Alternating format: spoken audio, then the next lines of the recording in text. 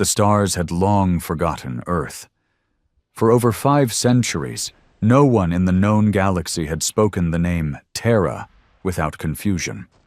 It was a dead system, scorched in the ancient wars. Humanity had disappeared into myth, a race of violent apes who never made it past their own self-destruction. That's what they all believed, what they needed to believe. I didn't. I was born on a mining moon orbiting Uthar Prime, a pit planet owned by the Akri Dominion. One of 1,000 backwater rocks chewed up for resources, where humans weren't citizens. They were inventory. I was 11 when the Overseer's guards took my father. Said he stole rations. They beat him in front of us and dragged him off. We never saw him again. That's when I knew what it meant to be human in this galaxy. We were the forgotten, the broken, the sold and silenced. Until yesterday. Until the sky cracked open and the warship fell through. It didn't look like anything the galaxy had ever seen. No sleek, curved lines like the vile cruisers. No bioluminescent wings like the Zathari ships. No organic bonecraft like the Carhill fleets. This thing was black. Matte black, like a coffin soaked in oil. Rectangular, brutal, angry. It didn't glide, it loomed, and it didn't come to negotiate. The war had been brewing for years, of course. The high seats of the Galactic Council were bloated with power. Empires rising and falling, crushing smaller species under tariffs, military occupations, and mass relocations. There were whispers of rebellion from the scattered colonies. Smugglers spoke of a hidden fleet. But nothing ever came of it. Until yesterday. I was working in the reactor pit. Half-starved and soaked in coolant when the alarms started. Red, blaring pulses. Unheard of. Akri installations never raised alarms for slaves. We weren't worth saving. Then the entire complex shook. Not trembled. Shook, like a god punched the planet's crust. I thought it was an earthquake until I climbed the outer shaft and saw the sky. The clouds had turned black. Not from smoke, but from shadow. The warship was hovering just outside orbit, silent, waiting. The orbital defenses fired first, as they always do. It didn't matter. Their beams splashed against its hull like water on steel. It didn't even shield, just took it. Then it replied. One shot. A single beam of white light, thin as a whisper, and the station exploded. Not in flames. It just ceased, disintegrated, dust and silence. The warship descended. The Akri were in chaos. Their soldiers ran, their chain of command shredded by the fear in their own ranks. Nobody had ever seen tech like this, not even the ruling thrones of the core worlds. The warship wasn't broadcasting any signals. No translation, no threats, no demands, just one symbol. It appeared over every screen, every holo feed, every comm link. A circle of blue over black. Earth's old flag, reimagined. Humanity's eye, open again, and a name. The Codex identified it in ancient Terran script, ESS Vindicta. Earth Sovereign Ship, Revenge. My heart almost stopped. They had come back. Somehow, somewhere, Earth hadn't died. It had hidden, and it had built. And now it was angry. By the end of that first hour, 6 Akri battlecruisers were gone. The warship hadn't even moved. Its weapons operated like thought. Instant, merciless, silent. Not a single human was harmed. The targeting was surgical. Only slavers, only guards, only towers and ships and stations built on our backs. Then the voice came. It wasn't loud. It didn't scream. It didn't need to. It said one sentence, spoken in old Earth tongue, but translated across every frequency, every channel, in every language. We remember what you did, and now the debt is due. The galaxy shifted that day.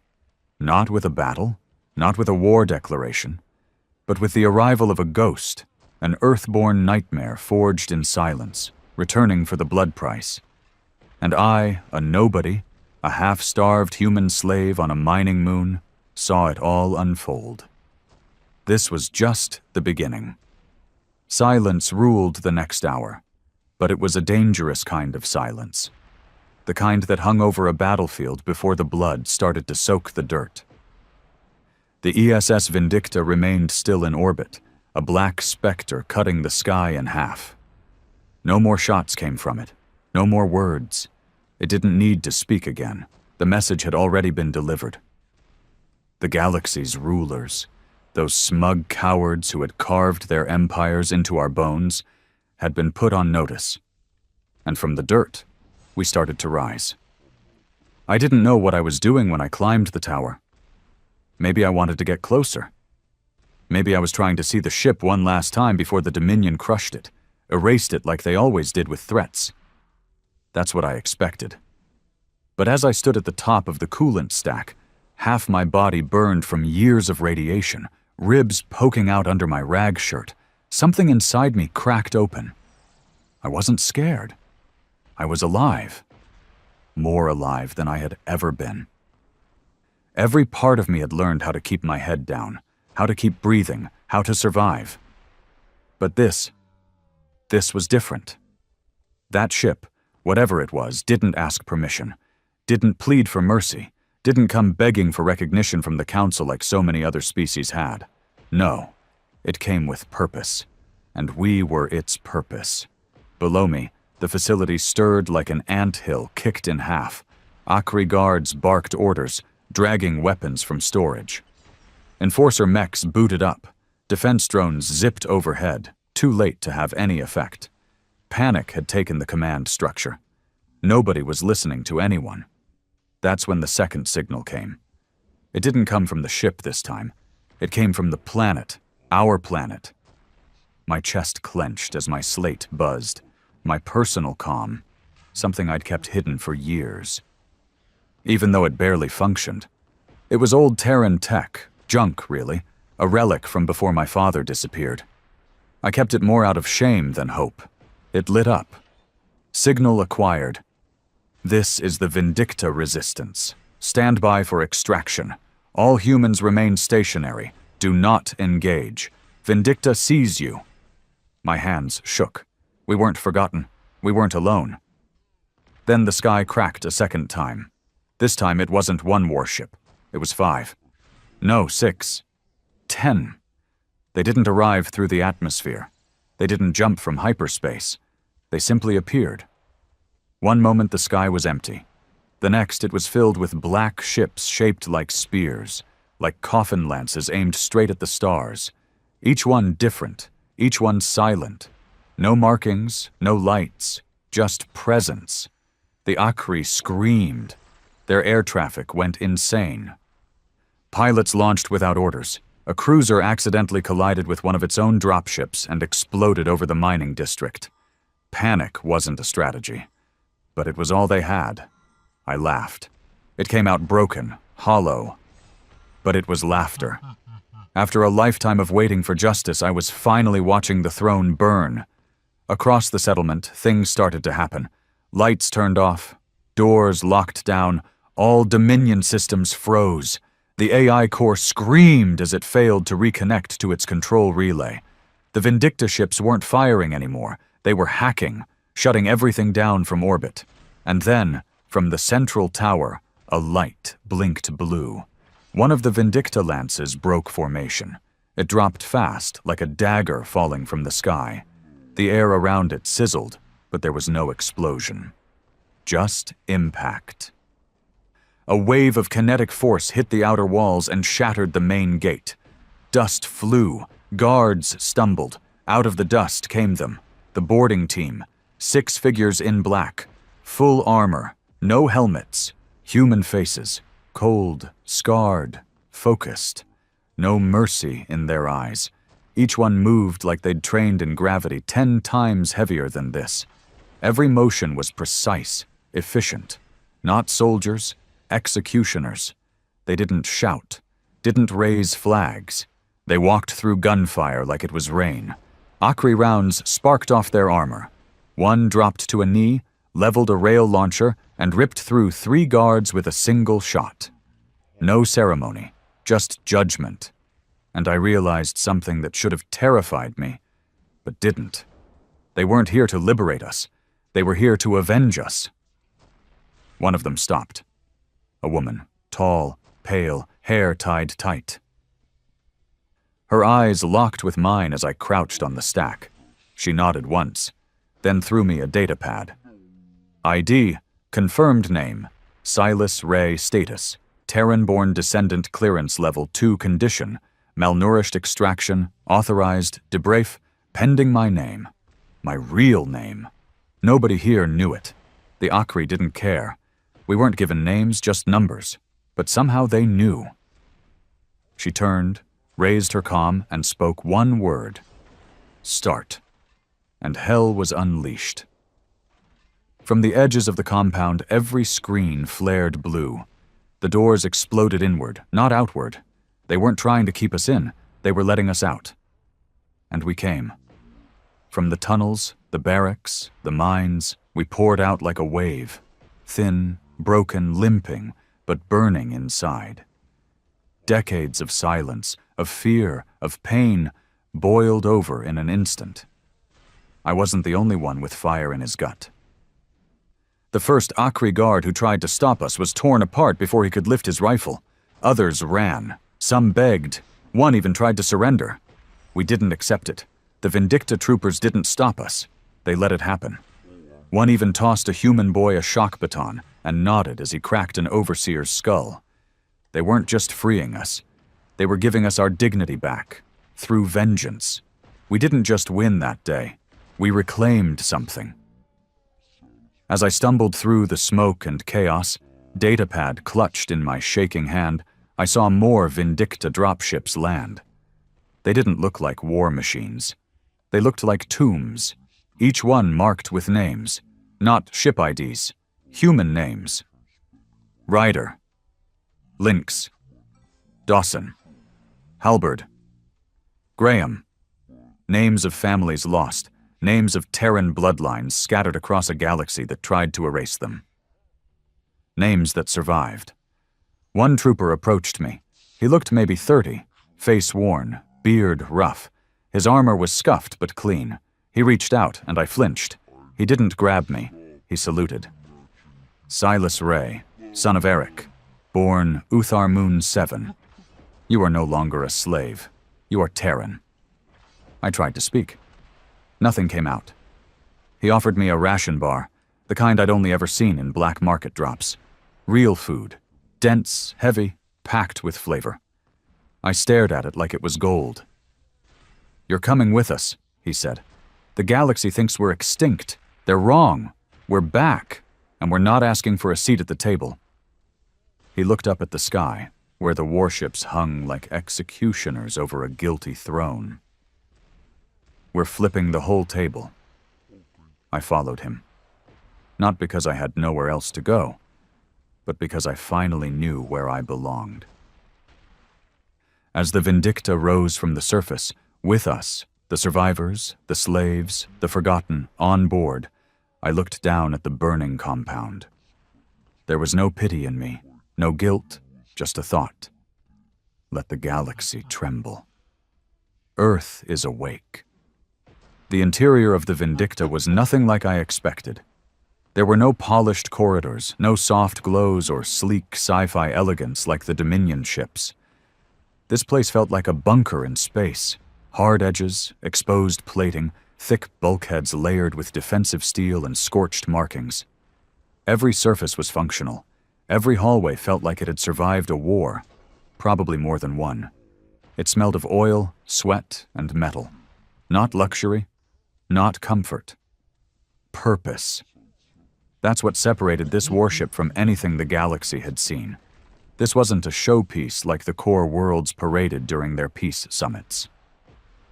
This was built to win, built to kill, built for us.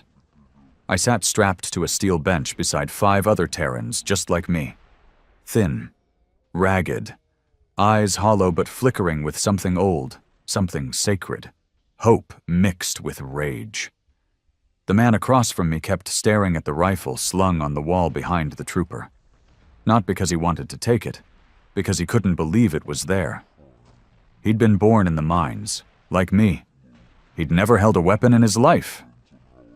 "Name?" one of the troopers asked. "Silas Ray," I said. The trooper tapped on a pad. "Son of Eric Ray, Uthar Moon Complex. DNA match confirmed. Level 2 Terran clearance approved." I swallowed. "What does that mean?" He didn't answer. Just handed me a black tag, hexagonal in shape, etched with Earth's new emblem. An eye wrapped in barbed orbit lines. The tag was heavy. Like it carried more than just metal. "You wear that, people will know who you are," he said. "They'll either salute you or they'll try to kill you." "Why would they kill me?" "Because you're human," he said, like it was the most obvious truth in the galaxy. "And humans aren't supposed to fight back." He moved on, left me with the tag. I clutched it like it was a piece of my father's ghost. I remembered the day they took him. He didn't scream, he didn't fight. He just stared at the guard, silent, proud, as if daring him to kill him right there. Now I understood why. He wasn't afraid. He was waiting. The Vindicta didn't dock at a station. It didn't land. It descended into an asteroid belt in Sector VUF-9, where a massive mining station floated between shattered rocks and forgotten ore shells. Except this wasn't a mine anymore. This was a foundry, one of Earth's hidden black sites, a place that didn't show up on any star map, a place not even the Dominion knew existed. No lights, no comm beacons, no transit routes. It was buried in the asteroid field, shielded by ancient wreckage and radiation storms. The perfect hiding spot. But what it held was even more dangerous. As the Vindicta passed through the outer debris field, massive hangars opened like gaping mouths. Inside them were rows of Earth warships, some even larger than the Vindicta, all matte black, all silent, some still under construction, some armed and ready. Each one bore a name: Honorless, Retribution, Gravedigger, Echo of Earth, Severance. The message was clear. We weren't building for diplomacy. We were building for extinction. We were taken off the Vindicta in silence. No cheers, no welcomes. Just quick scans, blood tests, and debriefs. There was a military precision to it all. Everyone here had a job, even the civilians. A woman approached me in the med bay, late 40s, sharp eyes, white coat stained with oil and soot. She had the look of someone who hadn't slept in days and didn't give a damn. "You're Silas." "Yes." She scanned her pad. "Your DNA carries a rare Earth-line marker, Northern Hemisphere variant, strong immune backbone. That'll be useful." "For what?" She looked up. "For building a future. The galaxy's going to come for us, Silas. Once they figure out what we're doing, we'll be fighting on all sides. And when that happens, we need humans who can fight and survive." I stayed silent. She softened slightly. "You're not a soldier yet, but you will be." She handed me a black uniform, not armor, just fabric. Simple. Unadorned. On the sleeve was a stitched patch, an inverted triangle with 3 red slashes down the middle. "What does it mean?" "Third wave," she said. "You're part of the third wave of extractions. First wave was 15 years ago. Second was 7. You're number 638. I blinked. There were hundreds of us. "Thousands," she said, reading my face, "and we're just getting started." That night, if you could call it night in space, I sat in the barracks, staring at the food in front of me. Real food. Protein. Carbs. Even fruit. I hadn't tasted fruit since I was a child. The man next to me, Marcus, a quiet type from a colony I'd never heard of, cried as he chewed a piece of bread. Not because it was good, but because it reminded him what life was supposed to be. Across the room, a screen flared to life. Everyone stopped. Everyone watched. A briefing came on. No fancy graphics, just a grainy image of the galaxy overlaid with red zones, blinking star systems, and Dominion flags. A voice came over the speakers. Calm, male, older. "This is Commander Halvin, acting coordinator of Operation Ember. If you're seeing this, you've been recovered from enemy territory. You've lived through hell. You've earned your place here." He paused. "But the fight is just beginning." A map zoomed in on the Akri Dominion territories. "In the next 90 cycles, we're launching coordinated strikes on 12 high-value Dominion targets, slave trade hubs, weapons stockyards, intelligence outposts. No mercy, no survivors." The screen flickered again. Another map. "This is not about justice. It's about fear. The Dominion thinks humanity is dead. They've used our bones to build their thrones. That ends now. We're not coming to negotiate." Another pause. "We're coming to bury them." The next morning we trained. Brutal, unrelenting drills. Gravity modifiers cranked to 3G. Combat drills with shock blades, rail pistols, gauntlet tech. No time to adjust. No sympathy. If you fell, they pulled you up. If you gave up, they threw you out. One trainer, a man with one eye and metal arms, grabbed me by the collar on day 3. "You were born under a boot, Ray, I get it. But now you've got a knife in your hand. So stop thinking like a slave and start acting like a predator." I gritted my teeth and got back up. They weren't here to make us comfortable. They were here to reshape us. 2 weeks in, we got our first mission.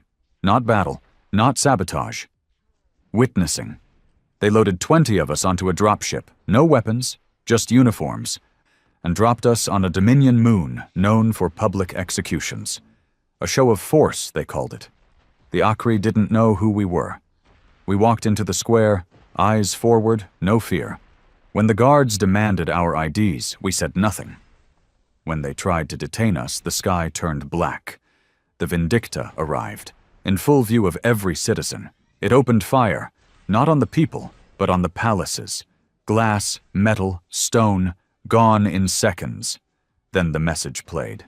Same voice, same sentence. "We remember what you did, and now the debt is due." We left that moon without firing a single shot. The Akri broadcasted a galaxy-wide alert. Earth was back, and we weren't hiding anymore. They called it Operation Black Wake.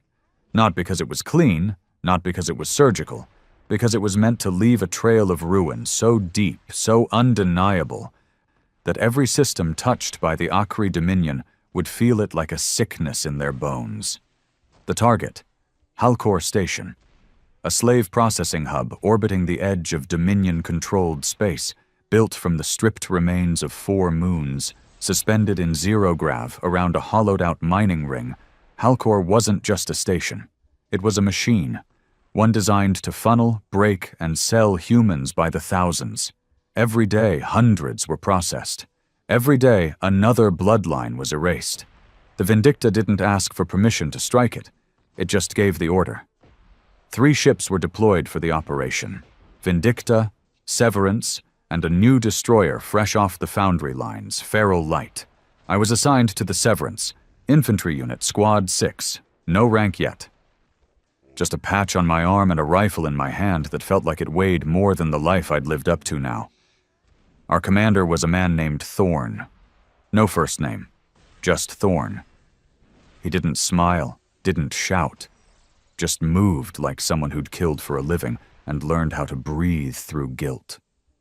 He stood in front of us in the briefing chamber. The lights dimmed. Holograms of Halcor spun in red light above the table. Docks, towers, gravity rings, slave pods. Estimated defenses: 4,000 troops, 60 automated cannons, 3 Dominion command ships stationed nearby. "We don't take prisoners," Thorn said, tapping his finger on the image. "They don't take ours. You don't stop moving. You don't talk unless it's a kill call. You see a collar, you break it. You see a chain, you burn it. You see one of our people, you bring them home." No one questioned him. No one needed to. We had waited our whole lives for this. The drop was fast. Too fast. The Severance's launch tubes were silent until ignition. No countdown. No warning. Just the locking sound of your pod slamming shut. And then darkness. We fell through space in single-man pods, each a metal spear carrying a fury most of us had never felt before. My stomach twisted. My palms dripped sweat inside my gloves. The voice in my head, the old voice, the one that had kept me alive in the mines, whispered that this was a mistake, that we weren't ready, that this was suicide. Then I remembered the branding iron they used on my uncle, the one that seared numbers into his neck until he forgot how to speak. That voice inside me, I crushed it. The moment my pod hit the outer ring of Halcor, I moved. Armor locked, visor down, breathing shallow. The interior of the station was chaos. Alarm klaxons screamed. Dominion guards ran like rats through metal corridors, shouting into comms that no longer connected to anything. Our ships had jammed all signals. Squad 6 regrouped fast. Thorn led from the front. His rifle didn't fire bursts. It roared. A Dominion officer came around the corner, barking orders into a useless datapad. Thorn didn't hesitate. One round, head gone. Clean. We pushed into the first containment wing. The doors were coded, encrypted. Didn't matter. Thorn slapped a black charge on the panel, stepped back, and let it blow. The walls trembled. Smoke billowed. Inside were dozens of cells. Each one had two things, a slave and a number. I'll never forget the way they looked at us. Not with hope, not at first, with fear. We didn't look like saviors. We looked like another faction come to claim them. Then I stepped forward and said the words we'd been trained to use. Earth sees you. They froze. A woman in the first cell, older, ragged, eyes sunken but still sharp, stood slowly. Say it again, she whispered. Earth sees you, I said. She dropped to her knees, hands over her face. Not crying, just breathing, like she'd been holding her breath for 20 years. We cleared the wing in 7 minutes. No Dominion troops survived. No alarms worked. Every prisoner was tagged, scanned, and routed to the evac corridor. The Severance's med teams were already descending. Not a single human was left behind. But the deeper we pushed into the station, the harder it got. They had war beasts in the lower decks, massive cybernetic brutes, once human bodies twisted into weapons, made to crush rebellion. The first one came through the wall without warning. It took 2 of our squad with it. A woman named Kale, a kid named Bryn, gone before they could scream. We didn't stop. We couldn't stop. The warbeast died under concentrated fire. 5 railguns, 1 plasma charge, and a hammer unit that crushed what was left of its skull. Its last sound was a human moan. They hadn't erased what it used to be. They'd just buried it deep inside and made it suffer. We reached the central tower at hour 2. It was a fortress, automated defenses, shield grids, Dominion elites guarding the command spire. Thorn didn't give us time to hesitate. He ordered a full breach. My hands shook as I stacked on the door. This was it. The heart of it, the place where they kept the manifest, the logs, the proof of every name that had passed through Halcor's gates. If we took it, the galaxy would know. There'd be no more denials, no more hiding. The door blew. We charged. Gunfire lit the room. Grenades, screams. One of theirs grabbed my arm, tried to pull me down. I spun, slammed the stock of my rifle into his jaw. He crumpled. I moved on. No time to feel, no time to think. Just move. The control room was glass and steel, filled with Dominion officers in panic. They tried to wipe the data. Too late. Thorn shot through the server bank, not to destroy it, but to hit the failsafe. EarthTech embedded in the rounds, the entire system locked up, data frozen, copied, uploaded. Seconds later, the message went out. Every terminal, every screen, every ship in nearby space received the broadcast. A list, hundreds of thousands of names, dates, transactions, sale records, execution orders, all real. The Dominion could no longer pretend. And the galaxy watched in horror. We didn't stay to gloat. Earth doesn't do victory speeches. We extracted with our wounded, our dead, and over 900 liberated humans. Halcor burned behind us. The Vindicta dropped a final payload as we cleared orbit, a compression bomb that folded the station in on itself. Not just a strike, a statement. From the ashes, a new message was transmitted. Same voice. Cold. Clear. Where you break us, we will rise. Where you sell us, we will return. For every Terran you've chained, we will chain 1,000 of you. The age of silence is over. We returned to the foundry with the bodies of our fallen. No speeches. No applause, just names etched into steel. Kale, Bryn, Amos, Garrick. They weren't heroes. They were ours. That night, I sat on the outer deck of the Severance and looked at the stars. They didn't look the same anymore. They weren't just lights in the void. They were targets. The galaxy had fed on us for centuries. Now it would choke on our return. And the thrones? They hadn't even begun to understand the storm coming for them.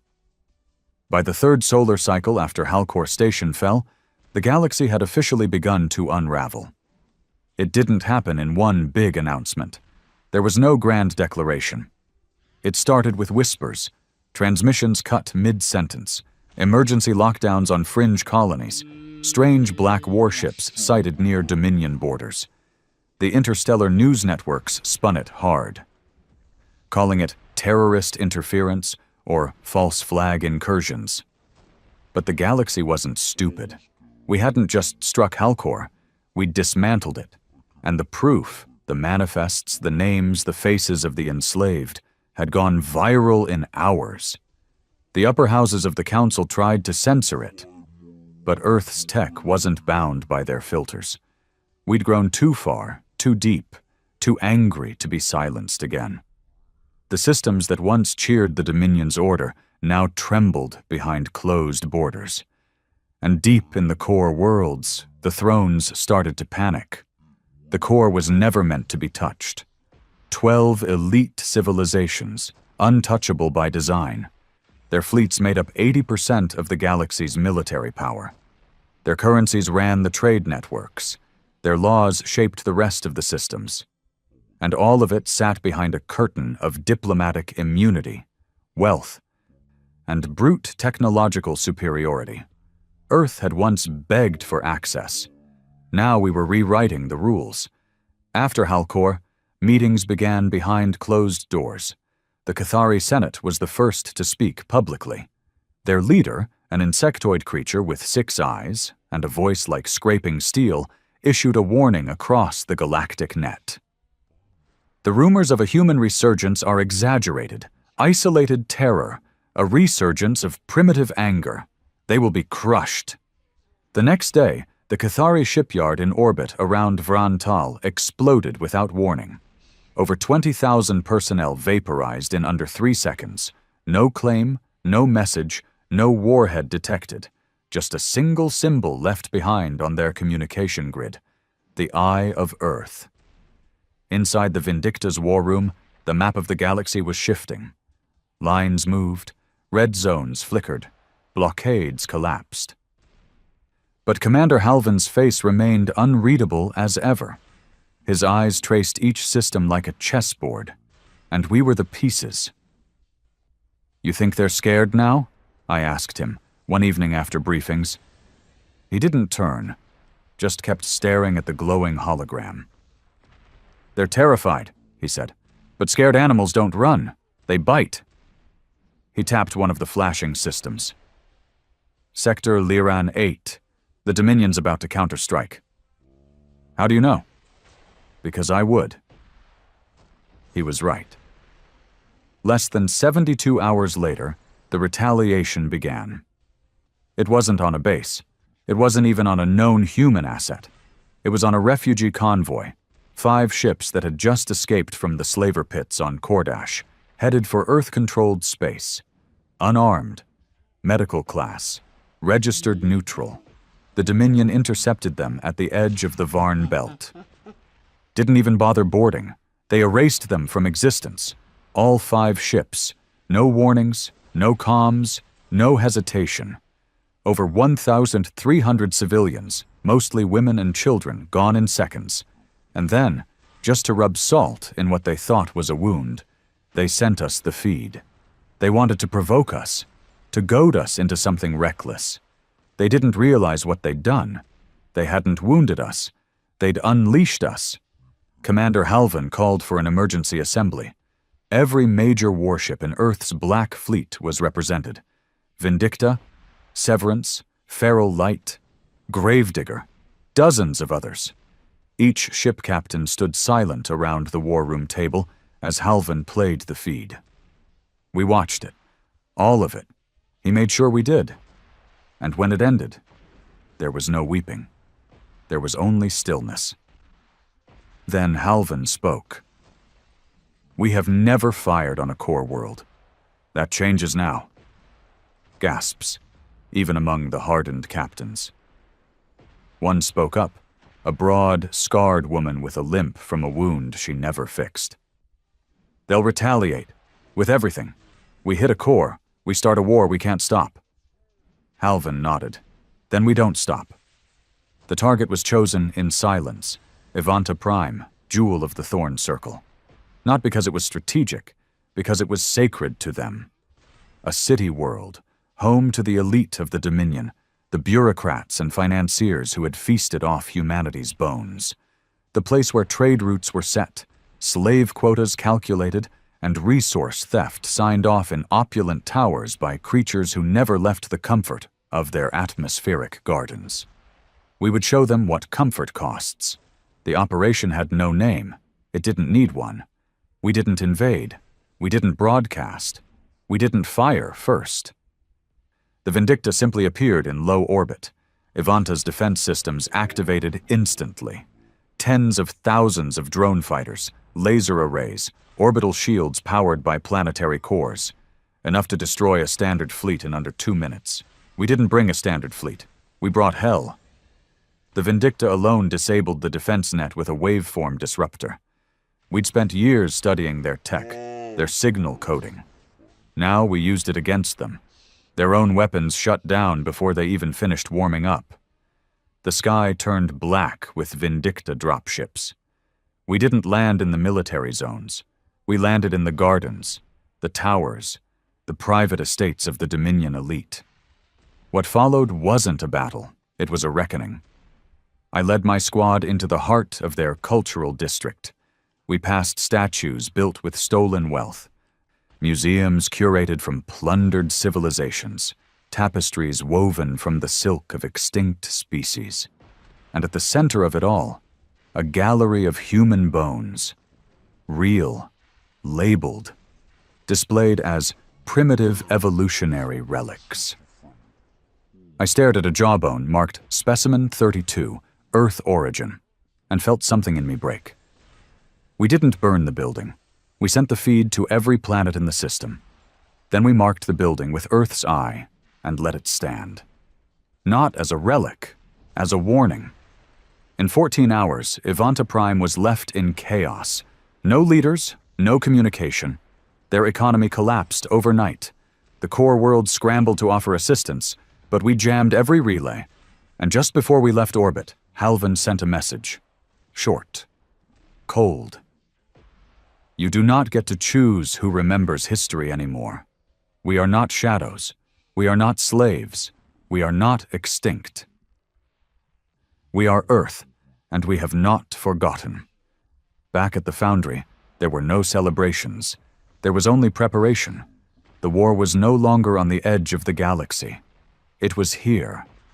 And for the first time in centuries, the Thrones realized that Earth's greatest strength wasn't just its anger, it was its patience. We had waited in silence. We had rebuilt in darkness. And now? We were bringing that silence to them, one world at a time.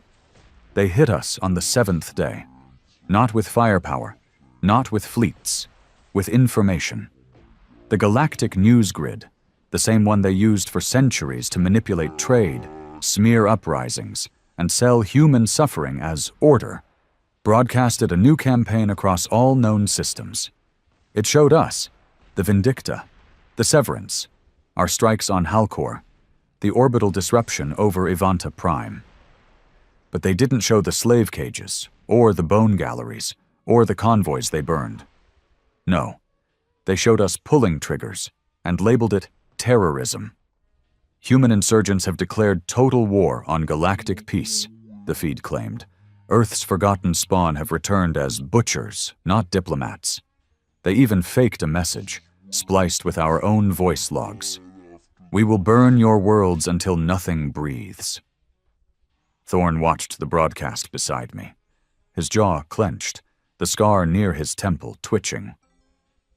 They want the neutrals scared, he muttered. They know they can't stop us in battle, so now they'll try to erase our cause. Commander Halvan paced behind him. His hands were locked behind his back. That was never a good sign. They're not just afraid of us anymore, Halvan said.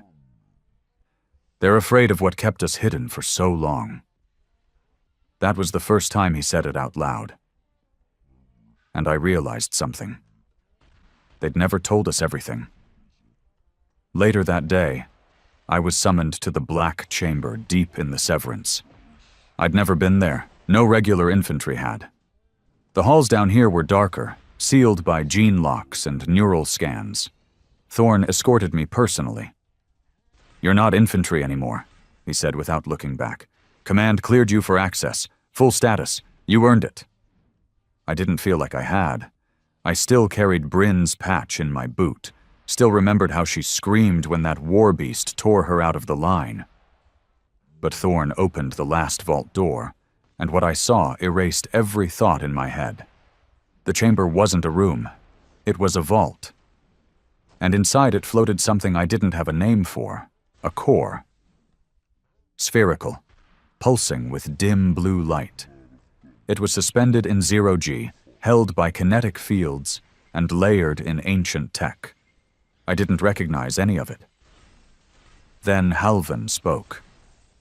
This is the reason we disappeared, he said quietly. And the reason we're alive. I stepped closer. It's not just a reactor, he continued. It's a neural archive, a ghost system, a remnant of old Earth's last project before the collapse. He tapped a panel. Data floated into the air. Project. Thanatos Protocol, classified Earth-level Omega creation. Date. 2 days before solstice strike, I looked at him. You mean, before we lost Earth? He nodded. The last thing our people built was not a weapon, it was a memory. When Earth burned, most believed it was the end. They called it the solstice strike. Still debated who fired it. The Karhil said it was an internal war. The Dominion claimed we imploded, but Halvan showed me the truth. We faked our extinction, using Thanatos. The system was designed to simulate complete planetary annihilation, from orbit to surface to deep core emissions. Every sensor in the galaxy saw Earth die. But under the ashes, we hid. Thanatos wasn't just a memory archive. It was a shadow engine, able to project false signals, fake communication signatures, forge energy outputs. We used it to vanish. Every colony that survived went dark. Every ship that escaped was masked. Every human beacon erased. For 200 years, the galaxy believed Earth was dead. But in truth, we were watching and building. And now, Thanatos was online again. The same day, Dominion High Command issued a bounty on every human with a verified blood marker. They called us galactic contaminants. Offered currency, land, and citizenship in the core for anyone who turned us in, even if we were born after the collapse, even if we were children. It worked. In the neutral worlds, civilians started panicking. Old allies began distancing themselves. Pirate lords who once ran slave routes now sold us out to curry favor with the thrones. But something else happened too. Something the Dominion didn't predict. We weren't the only ones who remembered. Across the stars, in abandoned factories, rotting colonies, prison moons, and empty churches, the forgotten began to rise. Humans who hadn't been extracted yet. Terran bloodlines long buried under alien names. They came out of hiding. They started fighting back. With scraps, with stolen rifles, with bare hands. And everywhere they struck, they left a symbol. Not a flag, not a creed. Just the eye of Earth, scratched into walls, painted in blood, burned into stone. The message was simple. We are not extinct. Meanwhile, our engineers unlocked the final vaults inside Thanatos. And what they found? Changed everything. It wasn't just an archive. It was a blueprint, a warship schematic, unlike anything in our current fleet. Twice the size of the Vindicta, powered not by standard plasma cores, but something called a singularity lance, a weapon built to pierce the heart of a star. Not destroy it, detonate it. Thorne stared at the schematics for a long time. This is why they tried to erase us, he said. They knew what we were capable of. This ship, if we build this, we won't need diplomacy, I finished. No, Halvin said, turning away from the display. We'll need a plan to make sure we survive using it. They named the project Oathbreaker.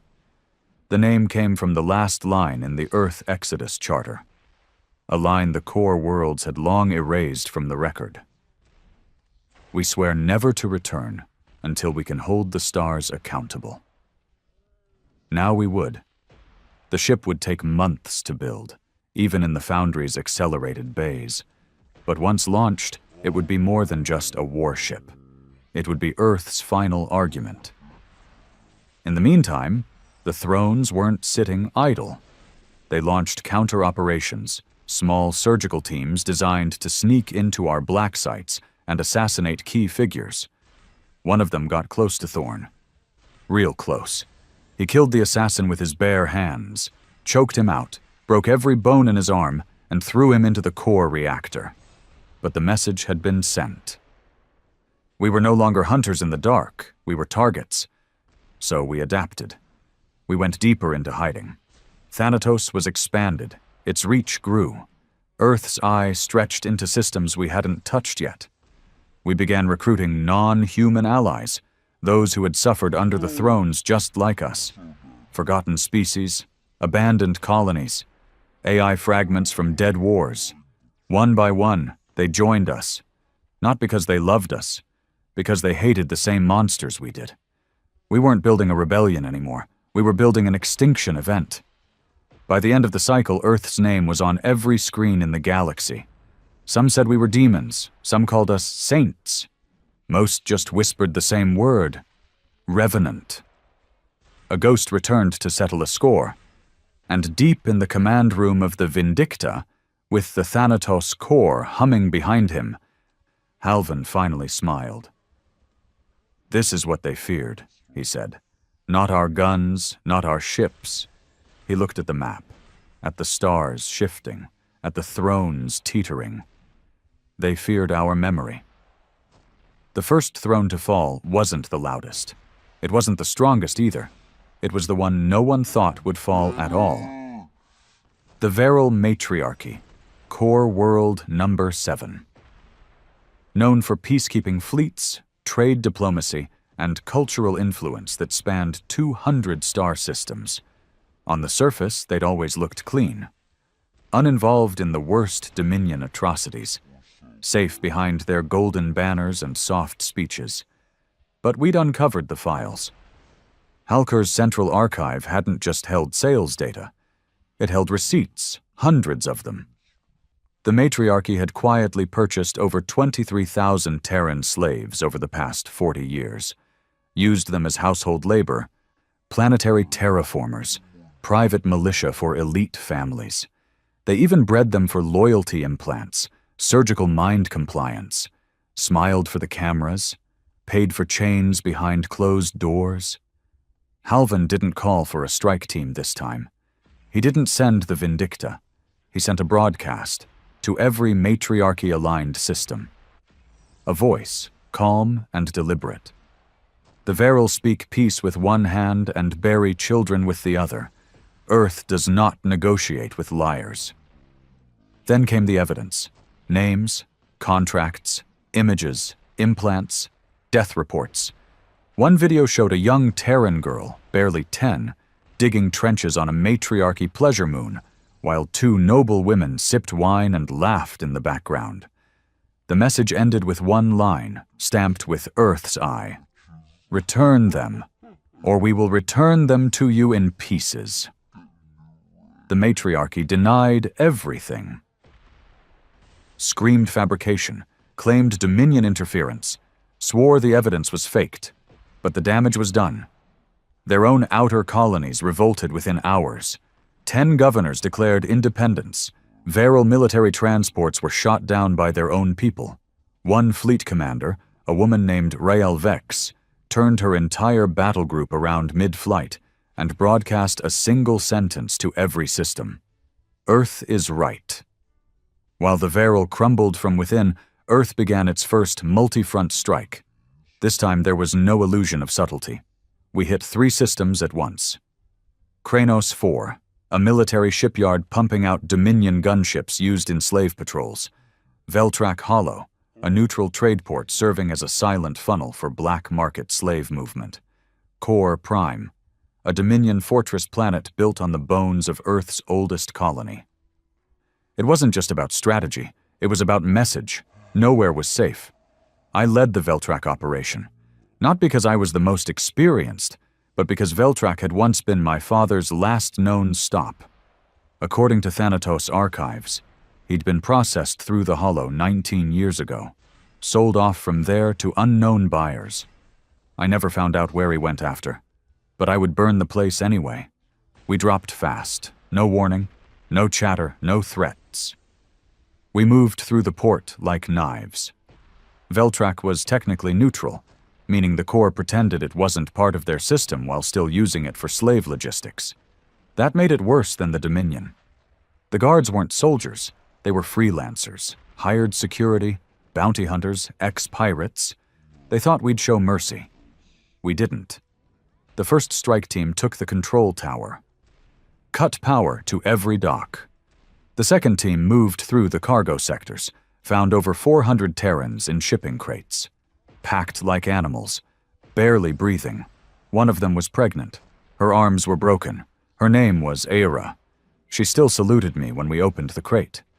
Didn't ask for help. Asked for a rifle. We gave her one.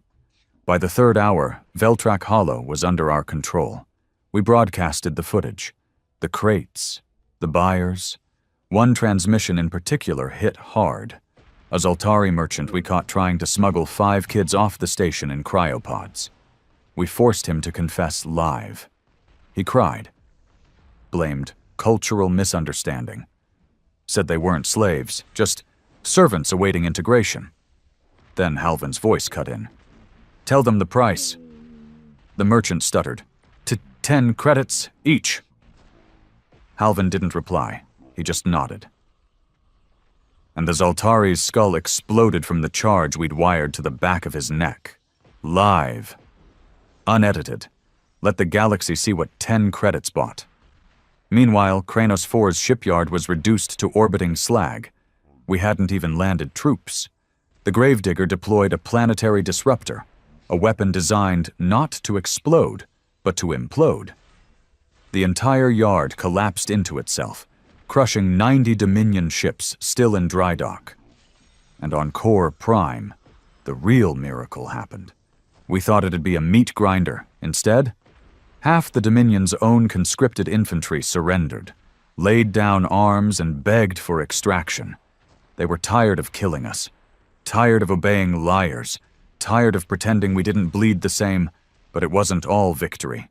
In the middle of Core Prime's sweep, we were hit, not by the Dominion, by the Hadron Accord, a neutral faction.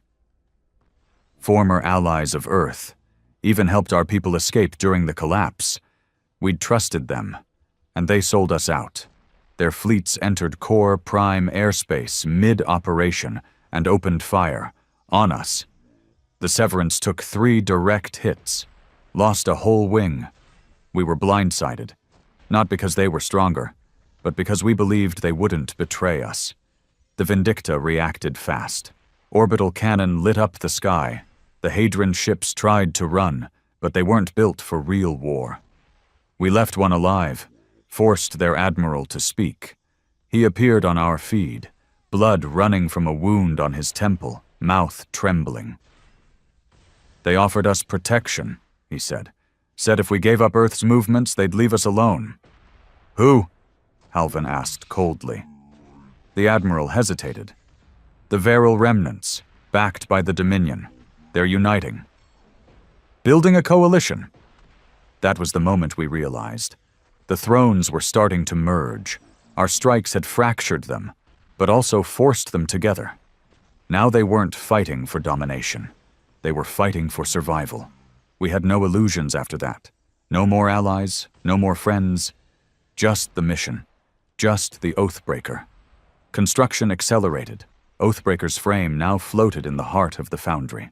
Black, angular, massive, bigger than any known warship, its spinal cannon still under assembly, its singularity lance still being calibrated, but it pulsed with potential. The engineers worked non-stop. Sleep came in rations. Fuel was blood. We poured everything into it, because we knew. Once Oathbreaker launched, there was no turning back. I watched it grow every day, remembered my father's hands, calloused and cracked from hauling rock and soldering broken gear in the mining camps. He would have been proud. He wouldn't have needed to see it fire, just to know it existed, that we hadn't faded, that Earth had learned to build something worse than fear. Hope with teeth. We were still licking the wounds from Core Prime when Thanatos went dark. Not the core, the network. 1 second, the memory engine was feeding every black site, every warship, and every Terran resistance cell with location masking, threat mapping, and signal forging. The next, silence. The kind of silence that sets your skin crawling, that leaves you cold in the lungs. That doesn't feel like a glitch, feels like a warning. I was in the Vindicta's comms chamber when the first report came in. Blacksite Trenhelm 3 had gone offline, then Hollowstar, then Forge Point Drift. All gone. No explosions, no distress calls, just cut off, like someone had reached into the darkness and snuffed out the lights one by one. Commander Halvan stood frozen, staring at the fading grid map like he could will it back online. Are we being jammed? Thorn asked. No, Halvan said quietly. We're being deleted. 30 minutes later, we got the answer. The Dominion didn't attack a world. They attacked the past. They'd found the Thanatos mirror, a backup of our memory core, one we'd buried deep inside a derelict Terran ark known as the Echo. It wasn't just backup data. It held footage, DNA archives, culture, languages, our pre-collapse history, all of it. The soul of what Earth was before the fire. We'd hidden it in the drift belt, surrounded by dead stars and radiation storms that would rip most ships apart. We thought it was safe, but the thrones had found a way. The Viral remnants, the Dominion, and a few defectors from the Cathari Senate had formed an elite team. Not a fleet, not a battalion. Archivists, hackers, memory assassins, ex-intelligence warlocks. They called them the Cleaners. Their purpose, not to fight us, but to erase us. We got the feed just as they finished. A shaky clip from a fleeing patrol drone. The Echo split open, drifting apart in fire and silence. No survivors, no salvage. Everything inside, gone. They'd hit us where it hurt most. Not in our armor, not in our blood, but in our identity. Halvan said nothing for almost a full hour. He didn't shout, didn't move. just sat in the war room while reports poured in about echo core disruptions, data instability, memory strand desyncs. Thanatos still worked, but now it flickered, incomplete, like a man who remembered the war, but not his name. I sat across from him, fists clenched. "They didn't kill us," I said. "No," Halvin replied. "They did worse. They tried to make it like we never existed." That night, I walked alone through the lower decks of the Vindicta. There were no celebrations anymore, no laughing over ration packs. The crew moved like ghosts, silent, hard-eyed. People who'd seen too much, lost too much, and now felt the sting of something worse than death. Erasure. And I started thinking, what if they succeeded? What if this is how we go? Not in fire, not in blood, but in forgetting. What if Earth fades not because they kill us, but because no one remembers why we fought? But then I passed a girl in the corridor. Young, maybe 12. Wrapped in an oversized Earth Fleet jacket. She was scribbling something on the wall with a piece of sharpened carbon pipe. I stopped, stepped closer. She'd drawn a planet, blue and green, a rough sketch, crude, clumsy, but I knew it instantly. "Earth," I whispered. She looked at me. "I never saw it," she said. "But my mother told me about the trees."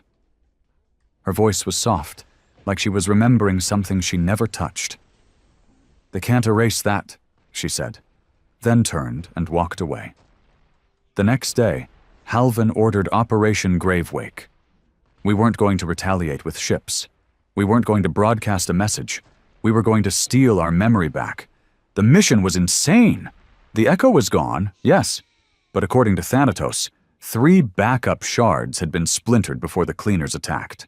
Not data cores, not hard drives, but people.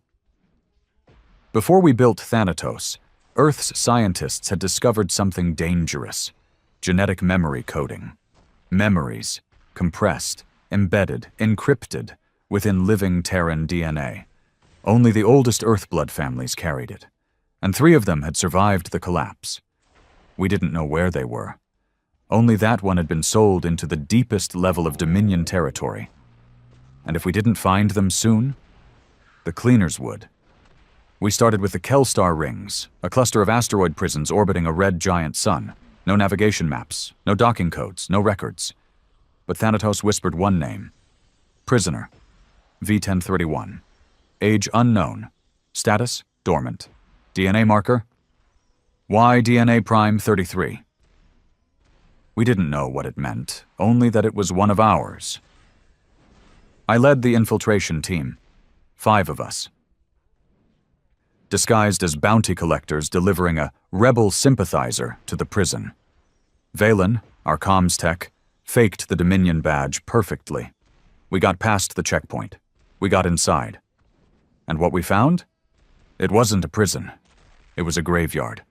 Thousands of humans, chained to walls, plugged into memory extractors, silent, eyes open, but empty. The Dominion wasn't jailing us. They were harvesting us. We found V-1031 in Sector 7. Cell barely wide enough to stand in. An old man, skin gray, beard matted, arms thin as bone. But his eyes burned. He didn't speak at first, didn't blink, just stared as we unlocked his restraints. Then he whispered a name. "My daughter, her name was June. She used to sing before the fire." I stared. "You're from Earth?" "I am Earth," he said, then collapsed. We exfilled under fire. Dominion guards finally realized who we were. One of ours, Karen, got shot through the spine. Never made it to the ship. We carried the old man in silence. Didn't know if he was even alive anymore. But we brought him back, hooked him to Thanatos, and watched the screen light up. Not data, not files, memories, real ones, projected through neural coding, scenes of old Earth, skies over green oceans, voices, laughter, music, cities before they fell. The Thanatos core wept it back in. Not as code, as truth. Halvan called it the soul reboot. We'd lost the archive. But now we had something better, a heartbeat. One shard recovered, 2 still out there, and the cleaners wouldn't stop hunting. But for now, Earth remembered. We remembered. And that meant the fire hadn't died. Not yet. That night, I returned to the wall where the girl had drawn Earth. She'd added stars now, a ship above the planet. No label, just an eye scratched into the hull. I added one word beneath it. Oathbreaker. There are only 2 kinds of betrayal. The kind you see coming and prepare for, even if it cuts, and the kind that feels like getting stabbed by your own reflection. This was the second kind. It started small, a power fluctuation in the lower data coils of the Vindicta, barely enough to register. The engineers flagged it as interference from Thanatos integration. New protocols were being uploaded from the memory shard we'd recovered, and that always stirred things up. But it felt off, too precise. Then came the second sign, a scrubbed kill report. One of our recon operatives, Juno Hask, had gone missing during a scouting mission on L-Tier Station. Report said she died in extraction, pod failure, except there was no pod log, no body, no beacon, no heat trace, just a line of code signed off by Level 4 access. Only 6 of us had that clearance. One of them was me. Thorn called an emergency council in the Vindicta's secure chamber. No aides, no assistants, just us. Halvan, Thorn, Valen from comms, Reza from orbital security, Stori from the labs, and me. 6 people. 6 trusted ghosts. What are we looking at? I asked. Thorn didn't answer with words. He projected the log, a signal trace running backward through the Thanatos core. Not a broadcast, a leak. We've been bleeding data, Valen said. Encrypted, micro-packeted, spread over days, maybe weeks. To who? Thorn pointed to a star cluster beyond our current ops reach. The Concordia system. Dominion-aligned, supposedly neutral. Full of retired officers and non-combat analysts. I felt my throat tighten. That wasn't a leak. That was espionage, and not just any kind, internal. Halvan stood still for a long time. Then he spoke in a voice that didn't even sound like him. I've seen this before, he said. During the Exodus, when the world burned, and we thought we were alone, someone always lit a signal fire from within. Stori narrowed her eyes. You think it's one of us? I know it is, Halvan said. They didn't find the echo by chance. They were told where to look. That changed everything. A war from the outside you could face. But a war inside your own skin? It made every word taste like poison. We locked down all high-clearance systems. No comms, no logs, no exit permissions. A full black freeze on the fleet. But it was already too late. 12 hours after the Council, the Vindicta's AI core experienced a memory spike. A forced injection of Dominion code designed to collapse our command tier. It failed. Barely. The spike had been caught by Sari's failsafe seconds before execution. But not before it left a message in our own encryption. We are inside you. We conducted sweeps, background scans, deep psych evals, even forced blood draws to test for genetic mimicry. Still no traitor. So Halvan made a call I never expected. He turned on me. You've led 3 ops in the last 2 cycles, he said coldly. Each one timed just before a critical Dominion reaction. You were cleared for the Echo Vault recon. You accessed Thanatos with admin override. My blood ran cold. I stood. This is a mistake. Is it? Reza asked, eyes sharp. You've come back every time without a scratch. Everyone else lost someone. But you? Don't, I warned him. Don't finish that sentence. But Halvan didn't flinch. Until we know otherwise, you're grounded. confined to quarters. No system access, no field duty. Thorn didn't look at me. That hurt worse than the words. I could have fought it. Instead, I walked out. I sat in the silence of my quarters for hours, thinking, raging. But deep down, I understood. That's the worst part. This war had twisted all of us, burned our ability to trust, shattered everything that used to hold us together. We were soldiers now, nothing more. But then, late that night, the girl found me, the same one who'd drawn Earth on the wall. She slipped into my quarters like smoke. Didn't say a word. Just held out a piece of scrap steel. Carved into it. They're watching the wrong man. I stared at it. What do you mean? She blinked. I saw him. I followed her, down into the unused engineering decks of the Vindicta, back where the secondary power cores had long gone quiet. And there, in the dark, under a broken maintenance conduit, was a stack of crates. Inside them, signal beacons, 5 of them, all tuned to Concordia system relay bands, buried, hidden. Only someone with ship access could have stored them there. Only someone trusted. She pointed again. To him. I turned and saw Reza step out of the shadows. It wasn't a fight. It wasn't dramatic. He didn't monologue. He just froze, looked me in the eyes, and said one word. I had to. Then pulled the blade from his coat. But I was faster. Put 2 shots in his chest before the knife reached my skin. He dropped. Didn't scream, didn't beg, just bled out, shaking. The girl stepped forward, dropped a flare, and lit the beacons on fire. We dragged his body to the war room, laid it out on the table in front of Halvan, Thorn, and the others. Silence stretched across the chamber. Until I broke it. He sold us out, hid beacons on Deck 12, smuggled code through scavenged Dominion firmware, probably the one who gave them the Echo's location. Halvan didn't blink. Was he alone? I hesitated. No. That's when we learned the truth. Reza wasn't the mastermind. He was the fuse. The real traitor was deeper, higher, someone outside the Vindicta, back in the foundry. Thanatos finished reconstructing the rest of the recovered shard later that night. New logs decrypted, including Reza's comm records. And on them, a voice. Familiar. Warm. Someone who had helped build Earth's resistance from the beginning.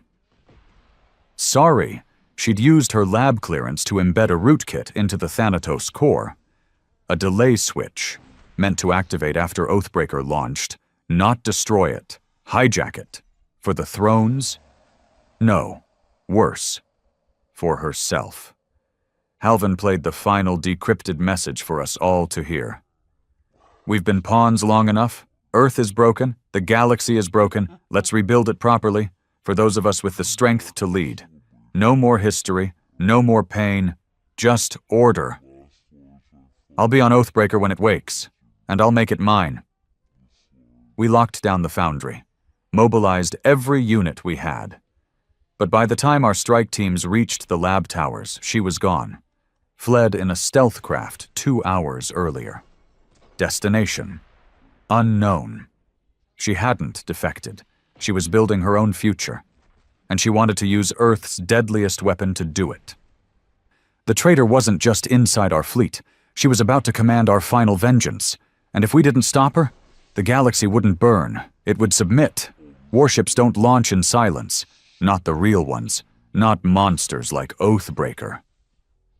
When it rose from the dark hangar beneath the foundry's central core, the metal moaned. Groaned like something ancient and angry, waking from a grave it never asked to be buried in. Every warning light across the fleet flared at once. From the Vindicta's command deck, I watched the sky split open. The Oathbreaker wasn't just big, it was a horizon. A jagged mass of black armor, miles long, shaped like a blade meant to cut stars open. Its spinal singularity lance still untested, still half-coiled, but glowing with a kind of hunger that wasn't natural. And it wasn't answering hails. "Stori's got full control!" Thorn growled beside me, fists clenched behind his back. She bypassed every fail-safe. She was building override protocols from day one. "How?" I asked. "She helped design Thanatos," Valen said grimly from her terminal. "She wrote half its skeleton code. When the Oathbreaker synced with it, she used a ghost ID embedded in the memory shard. So we hadn't just handed her the ship. We'd gift-wrapped it." Halvan didn't shout. He stood at the command table, jaw tight, eyes burning, calculating. Every screen around him showed different views of Oathbreaker climbing toward orbit, its engines carving streaks through the black like a planet tearing free from gravity itself. "She's not running," he said at last.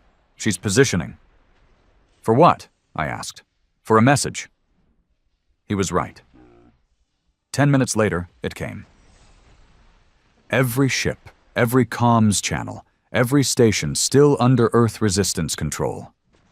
Sari's voice, confident, clear, calm. "This is not mutiny. This is ascension. The galaxy is broken.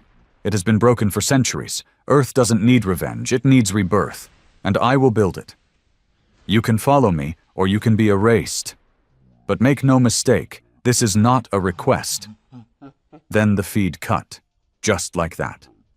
We tried to intercept her trajectory. Too late. Oathbreaker jumped, not through standard hyperspace lanes. It used the singularity lance in a way we hadn't anticipated. It bent the fabric of space itself, slicing a hole straight through reality, and vanished into it like a god swallowing a map. Not just fast, untraceable. "She's going to hit the thrones," Valen said later, pacing the war room. "But not like we planned. She won't level them. She'll enslave them." "She's not interested in conquest," I added. "She wants to replace them." "She's become what we were built to destroy," Halvan said, his voice hollow. "And she's doing it with our finest weapon." We scrambled everything. The Vindicta, Severance, Feral Light, and 4 other flagships jumped in formation, aiming for sectors she might hit next. We had no guarantees, no beacon, no tracker. We only had guesses. But deep down, I knew where she was going. She would strike where fear lived loudest, where the thrones huddled behind their last fortresses, praying to old power and fragile pride. She would hit Thal Kryn, the core world fortress moon, where the Dominion's new coalition command had gathered. A place packed with their top admirals, AI warlords, elite strategists. The throne of thrones. She wouldn't burn it. She'd offer them a deal. Kneel and live under her earth. Or die. We arrived at Thal Kryn's edge 3 hours later. Too late. The sky was already burning. The Oathbreaker didn't fire its main lance. It didn't have to. It deployed subconstructs, modular drones the size of smaller ships, each armed with seismic disruptors, targeted EMPs, and gravity collapsers. They weren't destroying military zones. They were carving the city, surgical, terrifying, leaving key facilities intact, but removing resistance like scraping mold off a fruit. Dominion ships tried to fight back. They disappeared before their weapons finished charging. Gone. Folded in on themselves by mass manipulation fields. I stood on the Vindicta's bridge and watched the Oathbreaker drift above it all, untouched, like a judge floating above a courtroom, waiting to issue sentence. And then the thrones surrendered, just like that. Their signals flooded open, unconditional, complete, a coalition of cowards kneeling before the monster we built, the Dominion, the Cathari remnants, Veryl's exiled aristocracy, all of them bent the knee. And Sari? She didn't gloat. She didn't speak to us at all. She just accepted. Then turned Oathbreaker toward the next system. "She's not going to stop," I said. "No," Halvan agreed. "She thinks she's saving us." Thorn stepped forward. We built the Oathbreaker with a failsafe, physical, not digital. Halvin nodded. The core, I said. The Lance ignition circuit, manual override. Thorn looked at me. You've been in every system. You know her mind. If anyone can predict her next step, it's you. My throat tightened. You want me to board her? You'll have one shot. They prepped a stealth drop. Modified escape pod. EM silent. Coated in sensor-dampening alloys scavenged from the Foundry's earliest experiments. No weapons, no backup. Just me. And a micro-reactor pulse charge built to overload the Oathbreaker's primary conduit from the inside. They gave me one directive. If I couldn't bring her back, I'd have to end her. As I suited up, Valen approached, handed me something. A small recording cube. What's this? Your father's last message. We decrypted it from the Echo backup.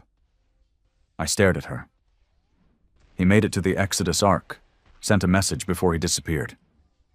I took it, didn't play it, not yet, couldn't. I had work to do. We launched in silence. No farewell speeches, no promises, just black sky, and a god ship waiting to be brought to heel. I caught her in the Duras Expanse, just outside a collapsing gas giant the Dominion used for fuel harvesting. She was orbiting slow, no defenses raised. It felt wrong. Too quiet, too easy. I activated magnetic latch, drifted in slow, found an access hatch through an external maintenance vent, slipped inside. And what I saw shook me. It was empty. No crew, no guards, no noise. Just a long corridor, humming with energy. Lit only by Earth's eye etched into every surface. She hadn't created a command center. She'd created a temple. I found her in the core chamber. Alone. Standing before the ignition cradle of the Singularity Lance. Back to me. Hair tied tight. Posture perfect. She didn't turn as I entered. I knew you'd come, she said softly. Sorry. You're here to stop me? No, I said. I'm here to wake you up. She turned. And I saw it in her eyes. She wasn't angry. She was grieving. They'll twist it again, she said. History, justice. They'll erase us the second we let go of their throat. So you replace them? I perfect what they ruined. That's not justice, I said. That's just a new name on the same chains. She stepped closer. The Oathbreaker can keep peace for 100 generations. The memory shard, Earth's truth, can be law. I looked at the console. At the override switch, at the detonator tucked inside my belt. You're not saving us, I said. You're freezing us, in your version of order. You think we've earned chaos? No, I said. I think we've earned the choice. She hesitated. Then choose. I walked past her, to the console, pressed one key, the lance powered down. The lights dimmed. Silence returned. She didn't stop me. Didn't move, just watched, as the future she'd tried to sculpt folded back into possibility. I can't go back, she said. I turned. You were never going forward. She closed her eyes. And for the first time in years, she cried. We brought her back in chains, not as a prisoner, but as a reminder that even Earth's children can go too far, and Earth must hold all of them accountable, even its own. You'd think the galaxy would breathe easier after we stopped Stori. After we disarmed the Oathbreaker, pulled the plug on the most powerful warship ever built, and dragged its would-be tyrant home in cuffs. You'd think the thrones, what was left of them, might thank us. Or at least pause, reconsider, treat Earth like more than a boogeyman crawling out of its own grave. But no, fear doesn't think. It reacts. And the galaxy didn't see our restraint as a gesture of peace. They saw it as proof of what we were capable of. And now they wanted to beat us to the trigger. 3 days after the Oathbreaker was docked back at the Foundry under triple-layered security, a coordinated alert blared across Thanatos. 12 Dominion-aligned systems had gone dark. not attacked, not conquered. They'd cut their own communication lines. Their logic? Earth was too dangerous, Oathbreaker too powerful, and if we wouldn't use it, maybe someone else would. Maybe Stori wasn't the only one with a god complex. So they'd pulled their fleets, closed their space, and began amassing warships. For defensive deterrence, which, in warspeak, meant preparing to strike first. I was back in the Vindicta's briefing chamber with Halvan, Thorn, Velen, and 3 of the new field commanders pulled from outer colonies. Everyone was watching the tactical map spin like a slow death clock. Flashing red borders, closed relays, silent outposts. "We show them mercy, and this is what we get," Thorn said, pacing like a caged animal. "They think we're sorry in slow motion," Velen muttered, waiting for the perfect moment to finish what she started. Halvan didn't speak at first, just stared at the Oathbreaker's status report.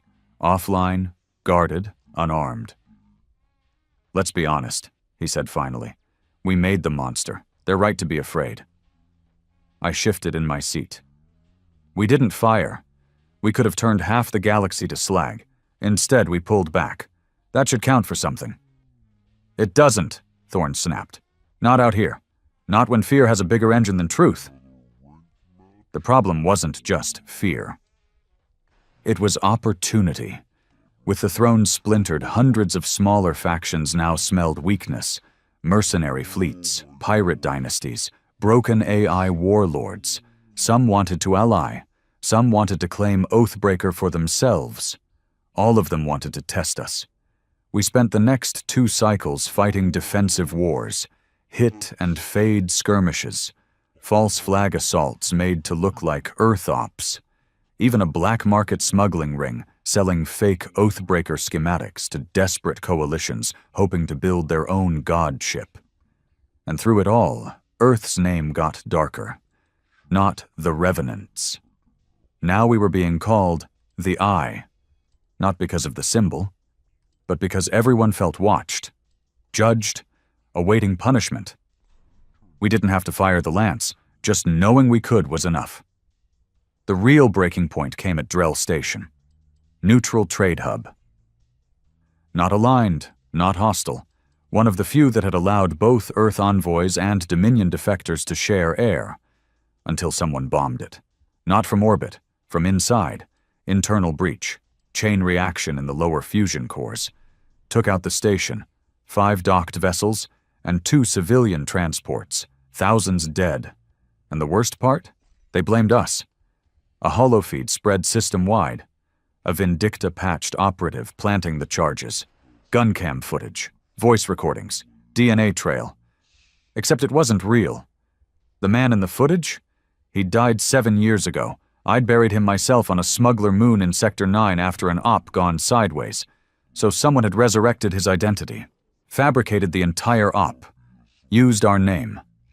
Stori was locked in a glass cell in the deepest level of the foundry. After Drell, I went to her.